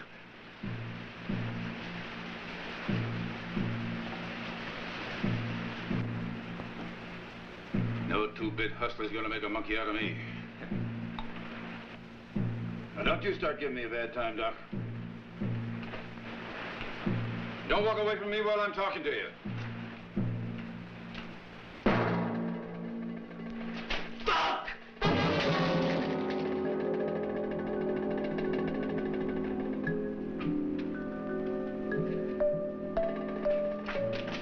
So I'm not good enough for you neither, huh? What's the matter? Everybody wants to walk out on me. Am I not to something, huh? Most of us are, big boy. Some of us more than others. That look all right to you, baby? Why, of course, Charlie. Big, strong guy like you doesn't have to prove anything to a little guy like that. You hear that, Doc? Dames always go for me. But I'm listen, actually surprised. She's like taking control of the situation and trying to stop this guy from getting beat up. That's like a decent bit of agency for like a woman in a film like this of the time. I'm kind of surprised. That's nice. you lousy quack, don't Just you very proactive as a character. try walking out on me again. This island belongs to me. Everybody does what I say. You know that. And just in case you Oh, won't don't get excited, Charlie. I'm on your side. We are all on your side. Yeah?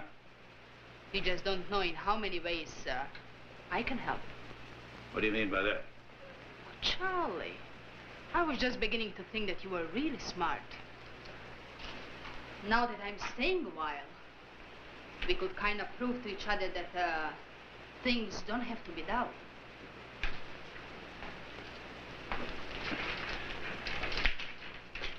You're the smartest dame I've ever seen.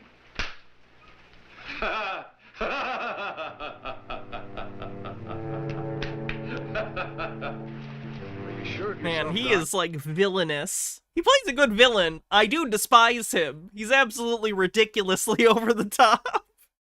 Alright, I'll be right back. I'm gonna try and be quick. I do have to pee again. Sorry I've had to pee a lot. I've been drinking more water, so that's good. Be right back. And then we'll finish this up.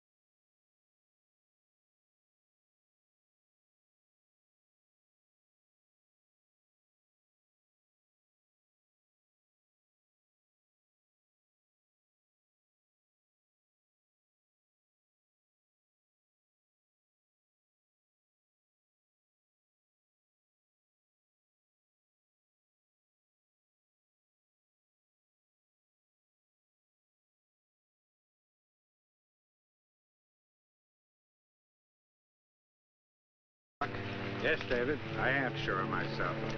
The man's capable of murder. You, me, the girl, anyone that crosses him. His temper is beyond control. I'm not completely clear about Glory. And while all this was going on... Remarkable girl. She sized up the situation and handled Charlie like a cat at the end of a string. This much I know. In doing so, she set a trap for herself. That girl's in trouble.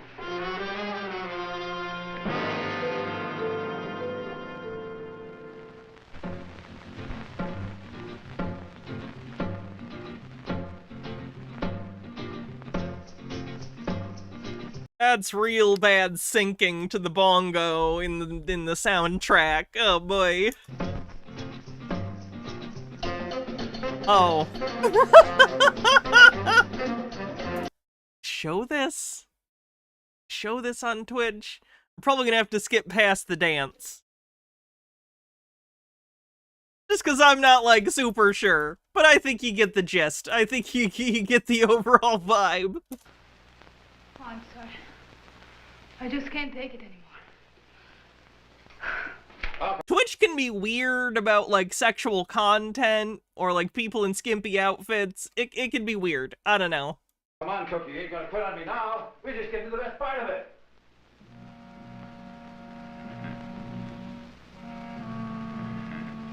You ain't gonna beat me high and dry. Get out of here, all of you. Go on, beat it.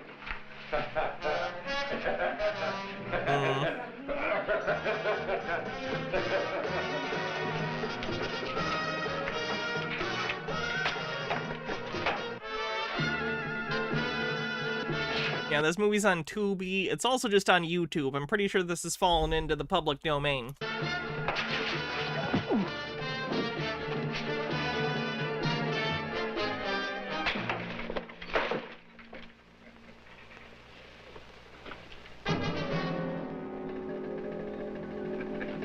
Come on, Cookie. Be nice to old Charlie, huh?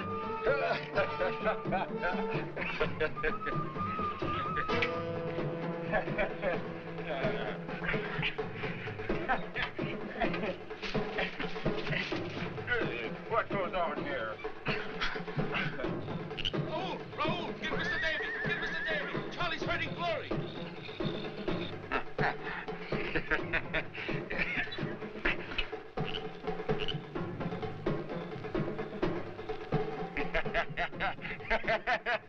What do you make of it, Doc? Beats me. I deliberately gave him a double dose to make sure it would work. I can't understand it. Even with an ox like Charlie, he should have been asleep an hour ago. Find Mr. Davy! Find Mr. Davy!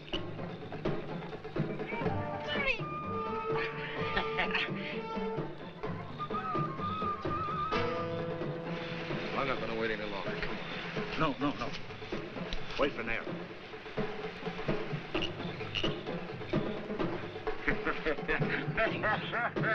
Oh, you're all right, Cookie.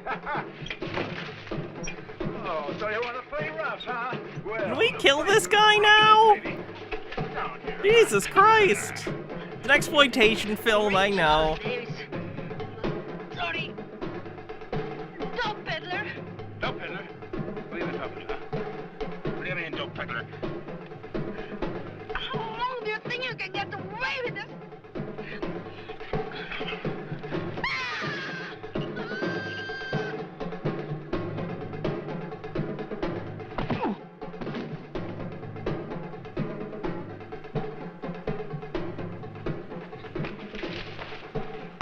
You all right? Where's Miss Glory? You had me worried. I thought we missed the boat with Doc's brew. We did. I caught him with us. I mean, it didn't work? Oh, if this guy is human. Nature made a terrible boo-boo. Nehru! We're packing things. Drag this stinking hunk of protoplasm. Pretty good line, too. I like her.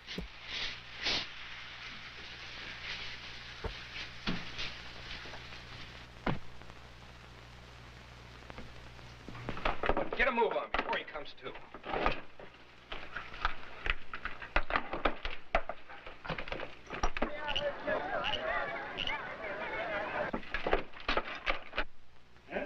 is better than Reefer Madness. It is. Honestly, for all the, like, I understand that, like, Reefer Madness, hold on. I know that Reefer Madness is, like, the famous drug exploitation film. I'm very aware, and it certainly has a reputation. But out of the drug anti-marijuana films of the era, or even later that I've seen, it's honestly one of the more boring ones. Like, it's had some good riffs. I know MST3K or Riff Tracks or did, like, a thing on it, which probably helped popularize it. But it's not even one of the better ones of these in terms of the anti-drug films. So I don't know why. I guess it was just the right place and time for it to become popular. Thoughts on Eternal Sunshine of a Spotless Mind? I really like that movie. It's one of the occasions where Jim Carrey gets to play something a little more dramatic, though there is, you know, levity in the film. It is a more dramatic role for him. I enjoy it. There's a few things, well, no. I'll just say I really like the movie. It's an interesting look at the dynamic of relationships, the good times, the bad times, how people can end in cycles of basically doing the same thing over and over again, how you don't learn from your mistakes, you're doomed to repeat them. I don't know. It's a good movie. Visually great, funny, engaging. I enjoy it. The musical version is great. Yeah, I think Vinegar Syndrome, one of their partner labels, is putting out the Reefer Madness, the musical, on Blu-ray soon. Believe it was revealed during the recent Black Friday sale.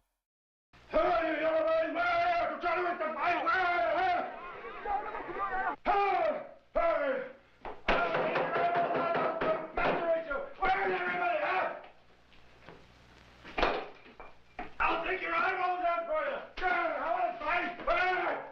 Get on with your pack.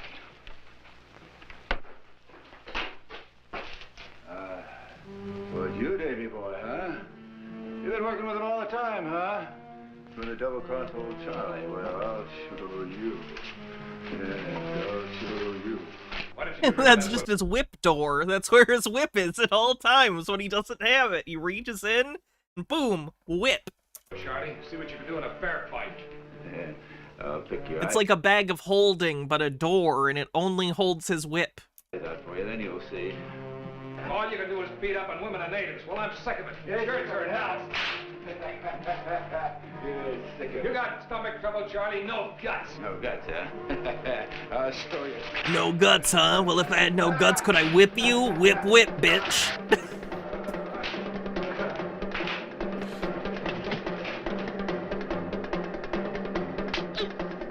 Oh no, he took my whip! I'm whipless!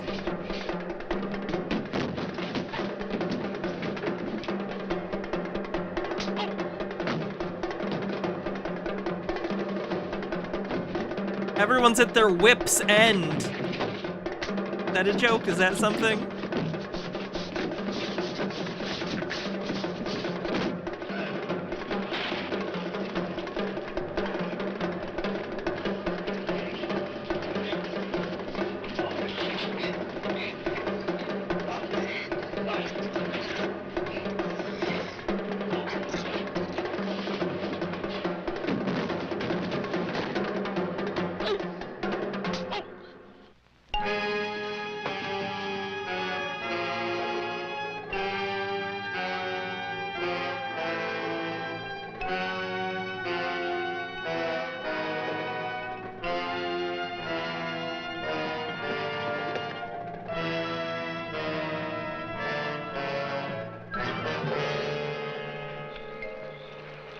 This is Nehru's sister, Alma. She'll show you around, teach you the language, and even hold your hand. Well, when I'm getting my diploma, you make it sound like a finishing school. You'll be all right. Oh, sure. All ready, Mr. David. Good. Paco, Tulo, where the hell's everybody?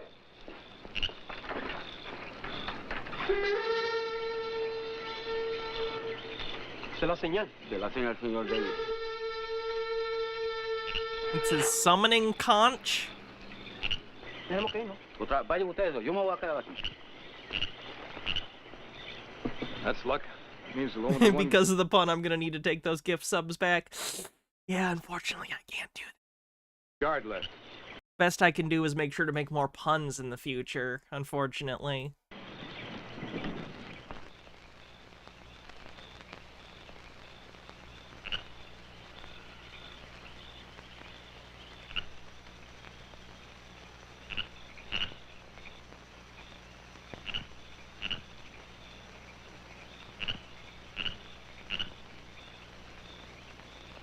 Don't what good are you? I could have been dead 10 times over the time it took you to get here.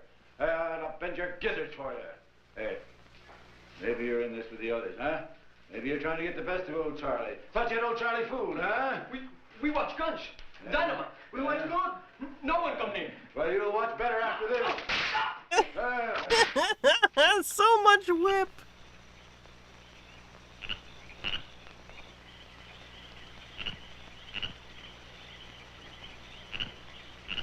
Teach you how to watch.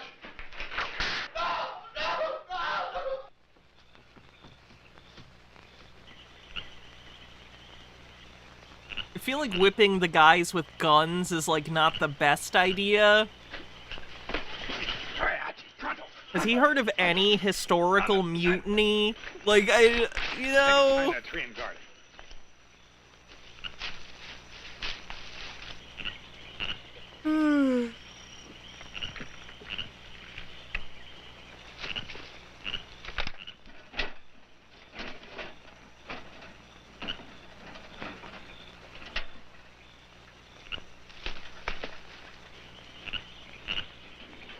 When a problem comes along, you must whip it. When something's going wrong, you must whip it. Oh, he's gonna set this on fire in the jungle. That's irresponsible. Charlie gonna whip me, sure. Oh no, Mr. Charlie whip no more. Little Debbie gonna whip Charlie.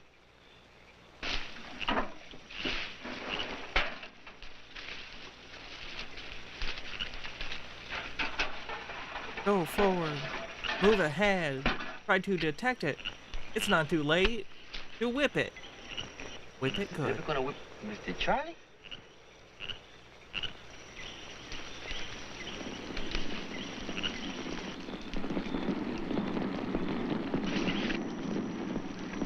He ran away like it was gonna explode. Wait here. Be back soon. And watch out for Mr. Charlie. I mean, maybe it is. Is there, like, powder stores or ammunition in there? Is that what they're guarding? Because it feels like a hut is a bad place to store... Really? They decided to store the guns and the ammunition in the hut. Huh, okay. Interesting choice. They better show this explosion. I swear, if they just, like, off-screen do a boom sound effect and shake the camera... Doc! Doc!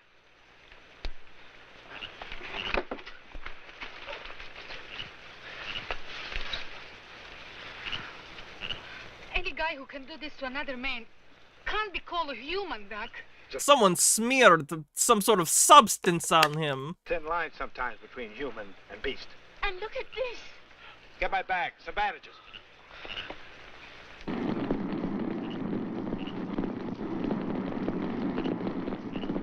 Come on, look at that wide there we go! Yes! Finally!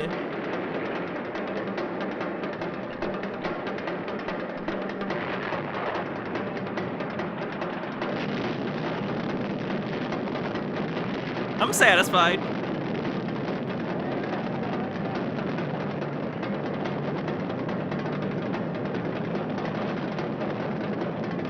I like that in movies, shockwaves from explosions just, like, aren't a thing. Like, there's no pressure, like, there's no one's ears are like, ah, nope. Fine, it's just the fire and noise. Don't worry about it.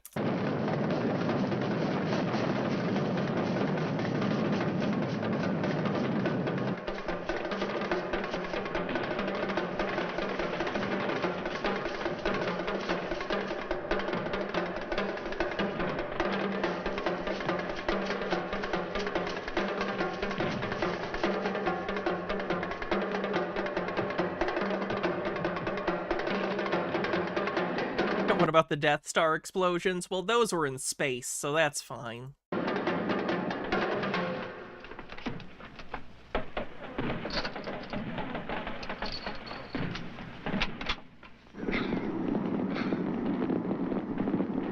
I have to whip out the flames! Whip the fire! It's like a baby tantrum. Whoever lit my dope on fire, I'm gonna get him! I'm gonna whip him real good!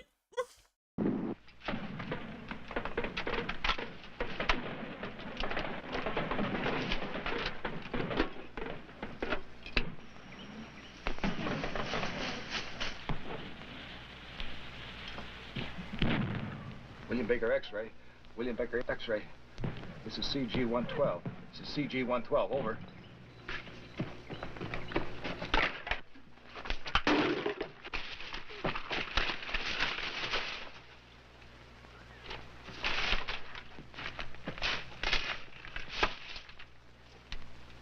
I thought he was gonna sell weapons to the bigwigs, and the drugs were just like a side business, or like maybe that's his main business that he used to get seed money to buy the weapons to sell to the people who were supposed to come to the island. I'm not sure. Does it matter? He's evil whip guy, and exotic dancer came, and she's defeating him. This is V2X4 Charlie calling the Vegeta. V2X4 Charlie calling the Vegeta. Come in, please, Vegeta. Come in, come in, come in. This is V2X4 Charlie calling the Vegeta. V2X4 Charlie calling... This is V2X4 Charlie calling the Vegeta. Come in, please.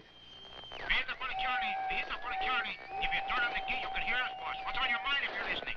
Over. I'll tell you what's on my mind. Now you listen. Get that tub turned around here and get back here fast. You hear me? There's wild animals loose here. We'll be there tomorrow.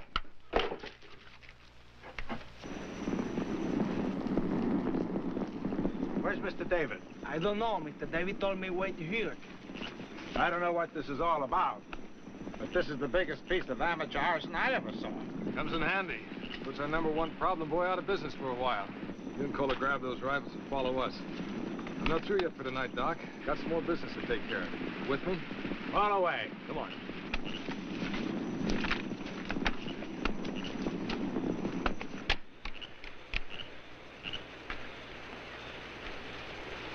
I think this is silly.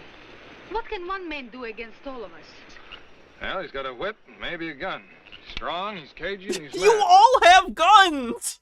He's got a whip and he's strong! Okay, stay outside of the range of the whip and shoot him in the face. What is with these people? You guess who he'd most like to catch? Oh shit, I didn't mean to do that. Sorry.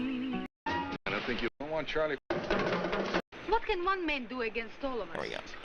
Well, he's got a whip and maybe a gun. He's strong, he's Cajun, he's mad. You guess who he'd most like to catch? A sneaking house I killed. Get yourself killed, too. It's better this way. We keep him bottled up. Nobody gets hurt. That way we know right where he is. I read a book once. I feel like Lady Guinevere. Well, it'd be fun to be your knight in armor, fair lady, but I'm afraid a sword and buckler wouldn't do much good. Come to think of it, it'd be a good idea for you to go ahead. Make sure Charlie isn't on the trail. Be careful.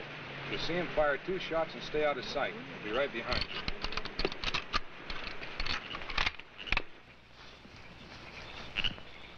You keep a close watch here. We don't want Charlie prowling around this camp. One of you take the front and the other the back.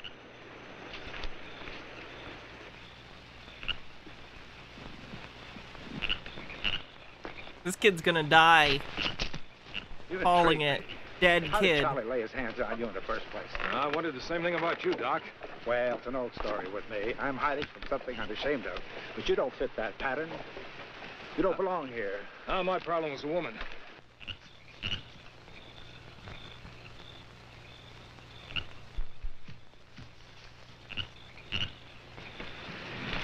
I get a better story. One with the nightmare guaranteed. You like to hear it? No, thanks. I've had enough nightmare to last me a lifetime. I don't think you'll mind this one. Seems whoever Charlie's been selling marijuana to have bigger fish to fry. They've offered him a sort of a territorial partnership for helping out.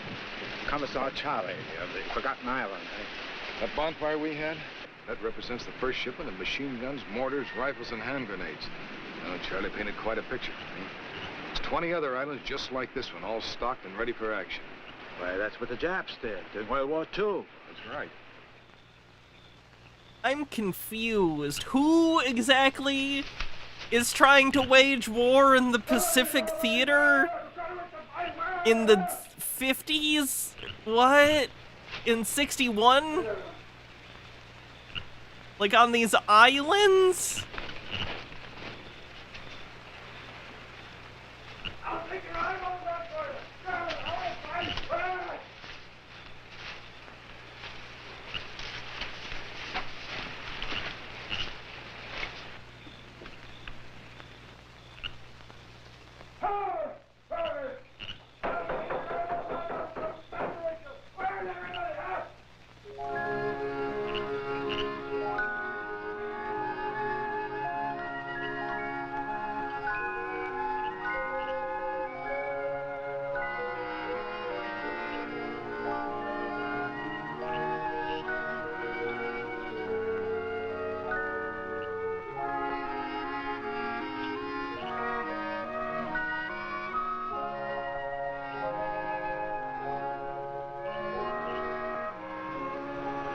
Mr. Glory. What is it? Missing. Pablo! Cola! Alma! Get that quick. He's over by the cantina. Hurry!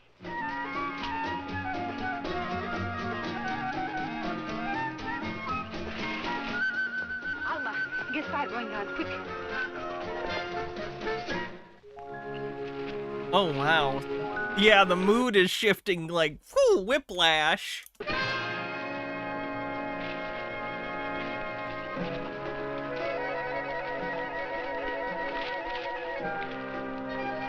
What are you fellas doing here?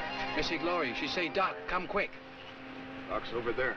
Tell Nero to go with her. He's over there. You fellas take their places and keep your eyes open.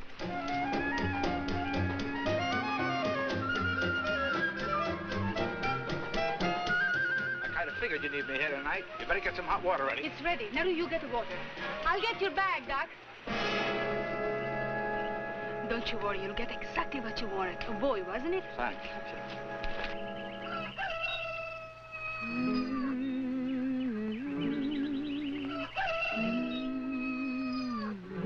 She did have an accent, yes.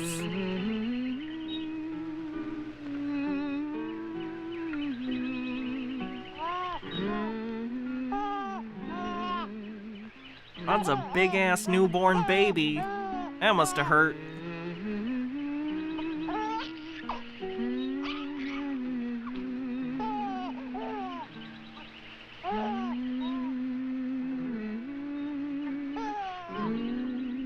Who's humming? I don't know if the music is diegetic. Like, I think that's just, like, soundtrack. That's not happening in the universe of the movie. Oh, shit. I didn't mean to do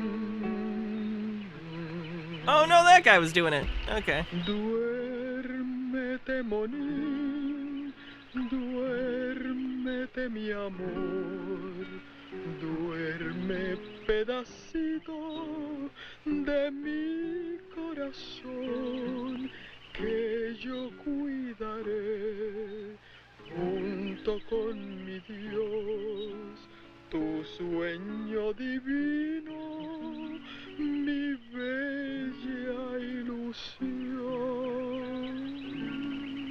No one, absolutely no one, can be as good as they think you are. You think they know better, David. They're wonderful. just wonderful, wonderful people. I know that. Striking a Riker pose. Besides, who am I to disparage their concept of a symbol of beauty? Now don't you try to spoil me. There's one thing that will give the island back to these people, along with their self-respect. It's this pure, wonderful love that you're giving them. It's no use, David. I just won't wear a halo. Take the bishop. Hadn't read the Bible? Voluntarily, that is, since Charlie got a hold of him 5 years ago. It even affected him. You can see what's happened to me.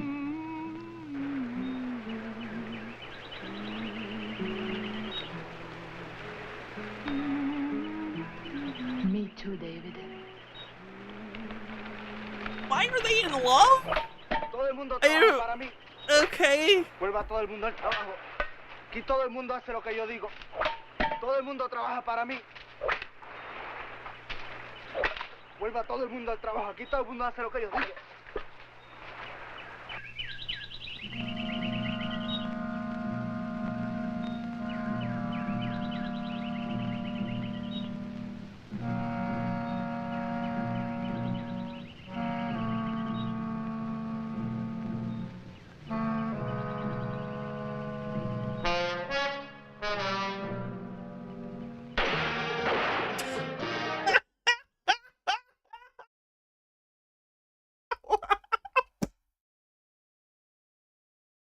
Let's look at that again. Runs out, shirtless, doesn't see the guy shoots directly at him from pretty close and misses despite shooting him with a rifle. The guy runs about 4 feet to his left. Oh yeah, dodge those bullets. Oh, he's wearing a shirt here. Just looked like he wasn't, sorry.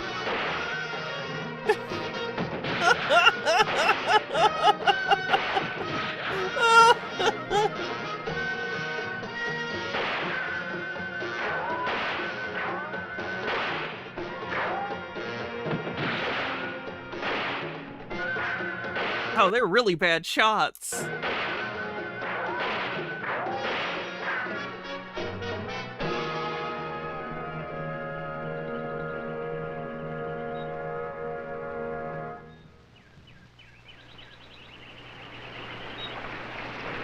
Doc send you to relieve us? Yeah. All right, you watch that cantina out there. Don't let Charlie out of it. He's liable to try anything. He's desperate. Whatever happens, don't fall asleep. You take Ocala's place over there. Oh God, they're gonna fall asleep. You stay right here. Remember, whatever happens, don't fall asleep. They're gonna fall asleep. Don't worry, Alma. I'm just going for a swim. You go to sleep. Not safe you go, Miss Glory. Shh, don't worry. I'll be all right. Bye.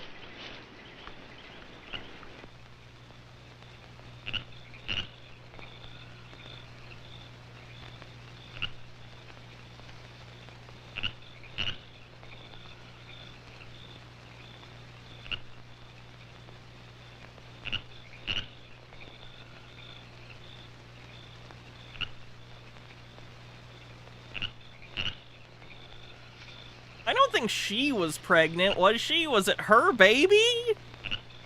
I thought it was someone else's baby. I thought it was one of the indigenous, like, islanders' babies.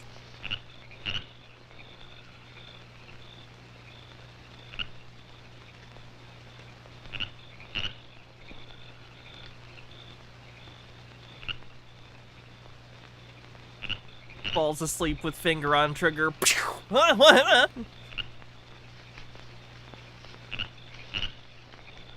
We call that a redneck alarm clock where I'm from.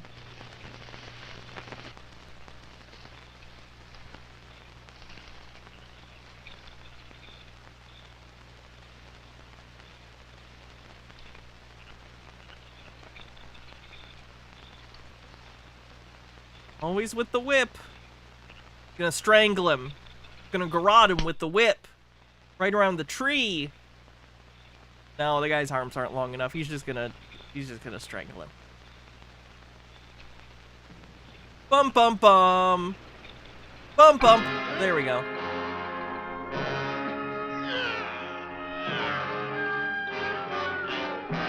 There we go. Bum, bum, bum, bum. We did it. We got there.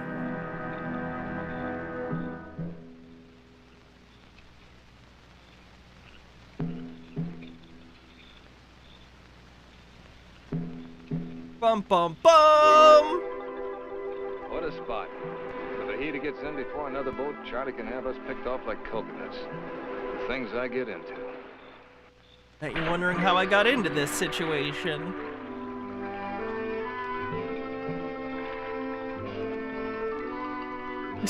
Yeah, let's just pop that shirt off. Why not? Okay.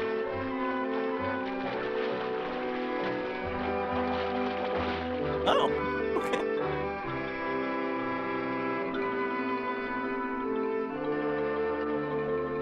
The weird time for a swim. That's not allowed.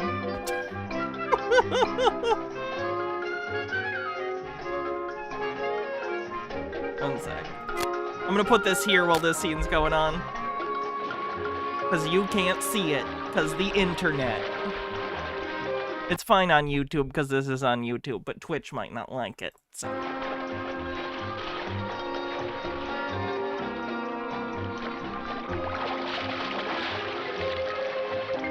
Of course, now she's wearing a bathing suit.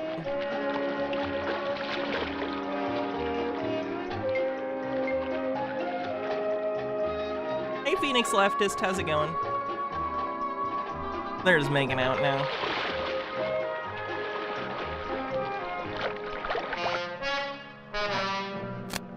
Should be good.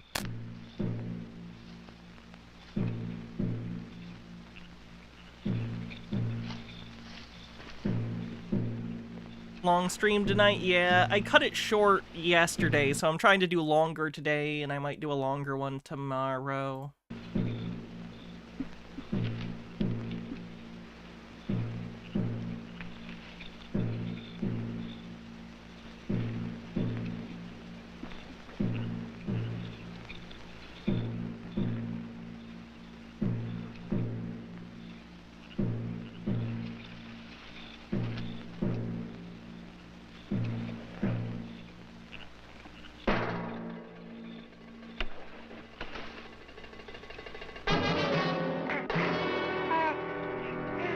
Day for night.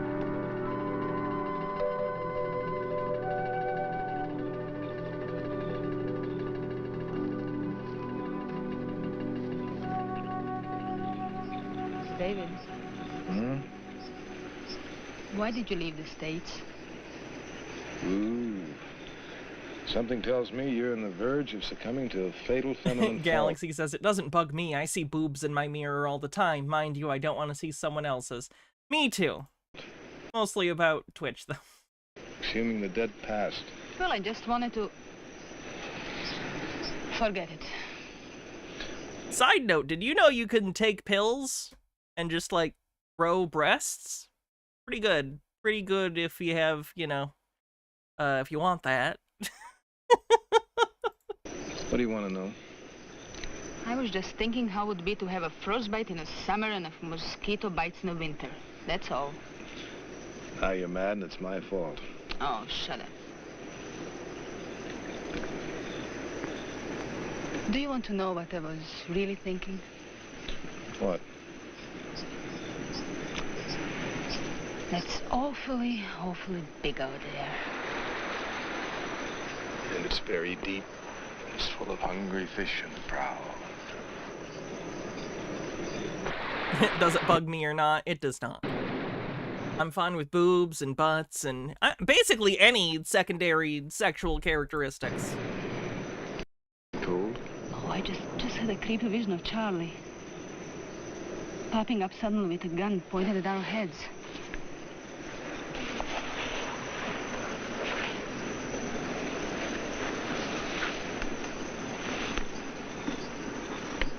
Anything except feet? Feet aren't secondary sexual characteristics.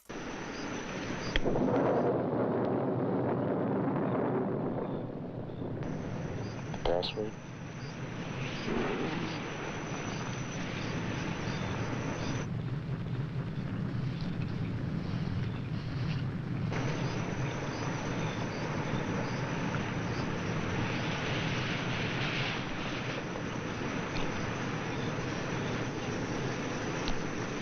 David.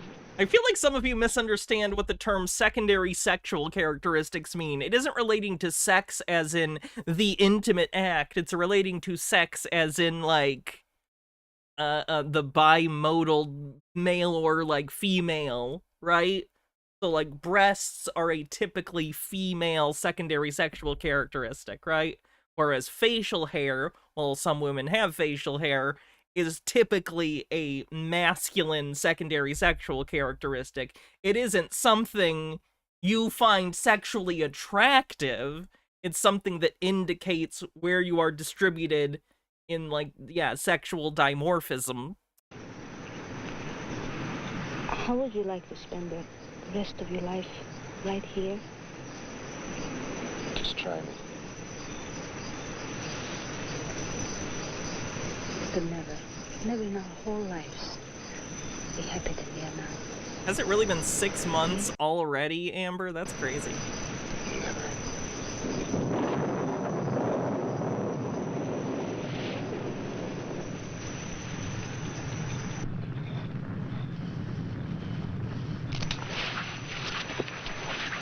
David, what is it? I thought I heard something. It's Whipman! What is this plan here? I've tied you up like Snidely Whiplash. Ooh, Whiplash! We did it! Now only I need to find some railroad tracks on this island.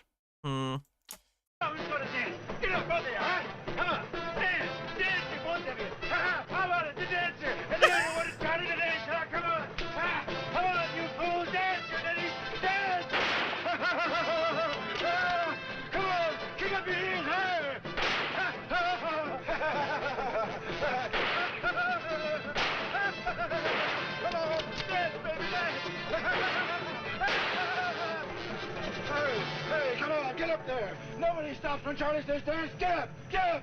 Come on, get up there, Come on your feet. Come on. Dance with her. Right, boy, get back to the village. Oh, no, she don't. I like that they're like, he's so strong and unstoppable, and this guy just, like, grabbed the gun.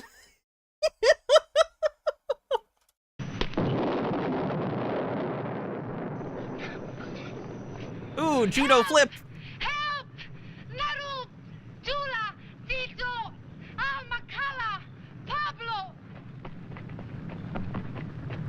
Naru, get down to the beach. Charlie's killing David. Hurry!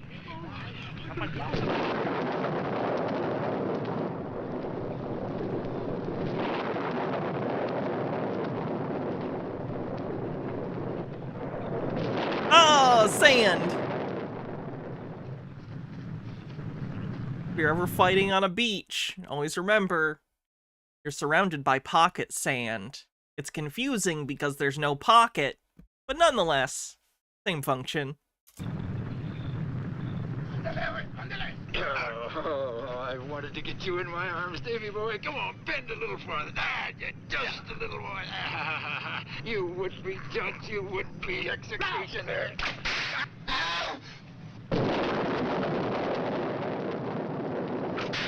Oh, I see, they were setting up, okay, so the kid was training with the whip, the training whip throughout the movie to establish why he knows how to whip, so at the end he could whip the whipper. Okay, I got it. They set it up, I'll give him that, they set it up, rule of threes. I think we saw him practice twice, and the third time he hits this guy. That's pretty perfect.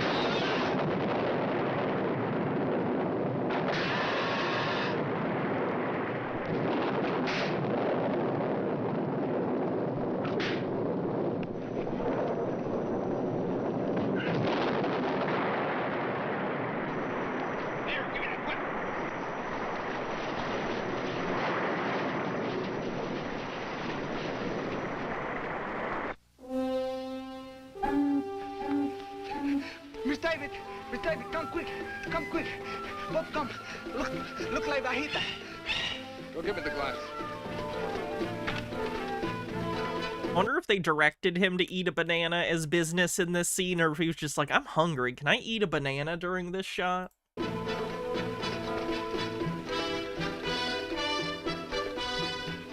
fajita, all right? Go tell the others.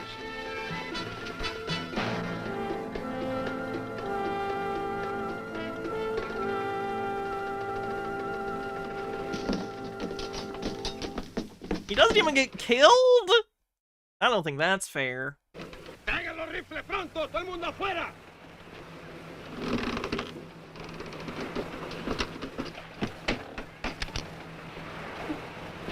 What's going on here? That's the gun Shoot 'em, pose. Shoot 'em like dogs. They know the whole deal. Easy, Fred. Take a look on the beach before you start any fireworks.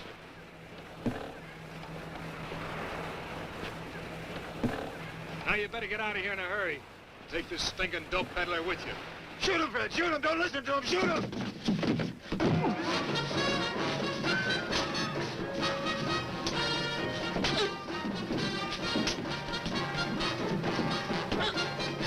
Everyone with guns is just gonna let this fist fight play out and see what happens, I guess. Normally this is the exact kind of thing that would get someone on one side or the other to shoot, but nope. They've both mutually agreed, prisoner's dilemma, we are going to watch the fist fight. All right, get up! Ahí! Rápido! Vigílalo!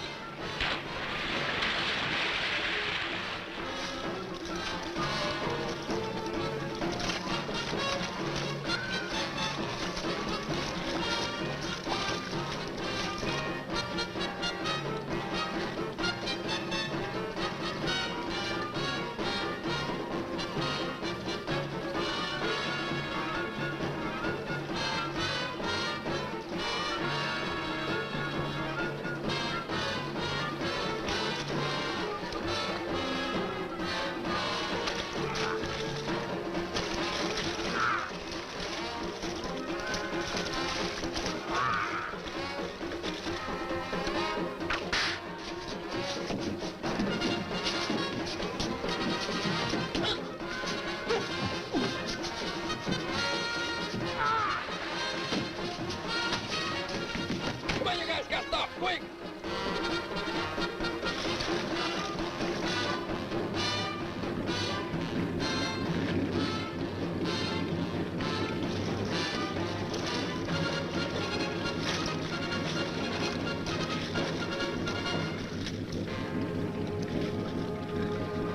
Mr. David! Mr. David! Sharps! Sharps coming, Mr. David! Oh no, we're getting attacked by stock footage of a shark that's about this big! Is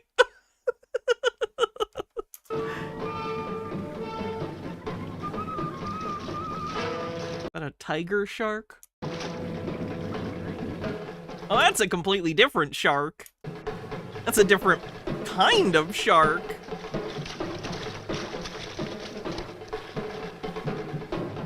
With the Hays Code, could you kill the evil guy, or did it have to be natural consequences? That's a good question. They could certainly die. I don't know if the hero was supposed to murder or kill. I think generally, most of what I've seen, I don't know the actual word of the code, but from what I've seen, it is usually natural consequences, or like, the good guy will be like, you're gonna get what's coming to you, and then the villain will do something that gets them killed, but it's their fault, you know?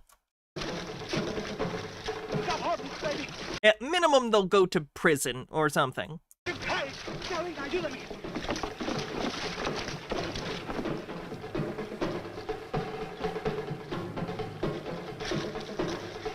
That's true. Police characters certainly could. I don't think vigilante justice was looked super kindly on. I'd have to look into it and read the actual code.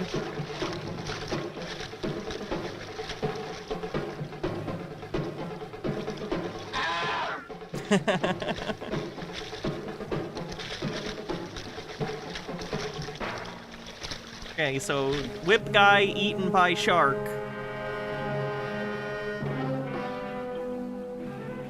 Mr. David, the boat is leaving. Don't worry, Nehru. There's a patrol boat out there to pick him up. Patrol boat? Yeah, remember Mr. Charlie's radio?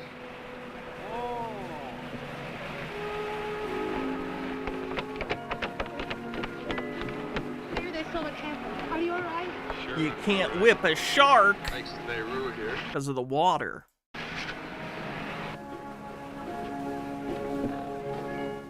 Here, Cheetah. Cheetah. Come here, Cheetah. I scratch your back. Come on, Cheetah. Come here. Cheetah. Come on. Cheetah. Come on. Come on, Cheetah. Thanks, Paco.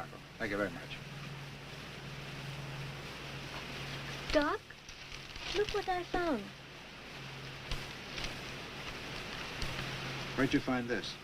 Washing David pantalones. It fall out of pocket. Inspector. Bureau of Narcotics. Why, the foxy old snooper. What? He was a D. He was a fucking federal agent this whole time? This is the same. Okay, fine. And here we are, so much in love, the way we used to be. So, darling, hold me forever and a day, safe in your arms and for me. That's where I want to stay.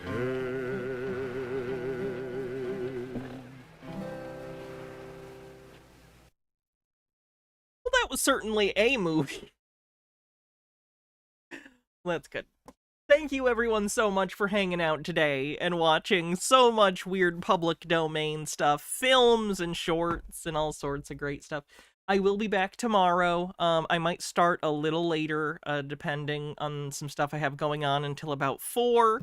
But I will be streaming tomorrow. I'll see you then. We're either going to do court stuff that isn't Sovsits, or we're going to try and do some of the Yakub, creator of white people conspiracy, which might be fun. But anyway, thanks again for everyone for hanging out. If you haven't already, make sure you give me a follow if you're on Twitch, or a subscription on YouTube. I do stuff all the time. You see, We will go ahead and raid VC Archives. Have a great night, everyone. See you tomorrow, or whenever you stop by the stream next. And yeah, be excellent to each other. Party on, dudes. Alright. Bye, everyone. Love you, Mr. Blast. See ya.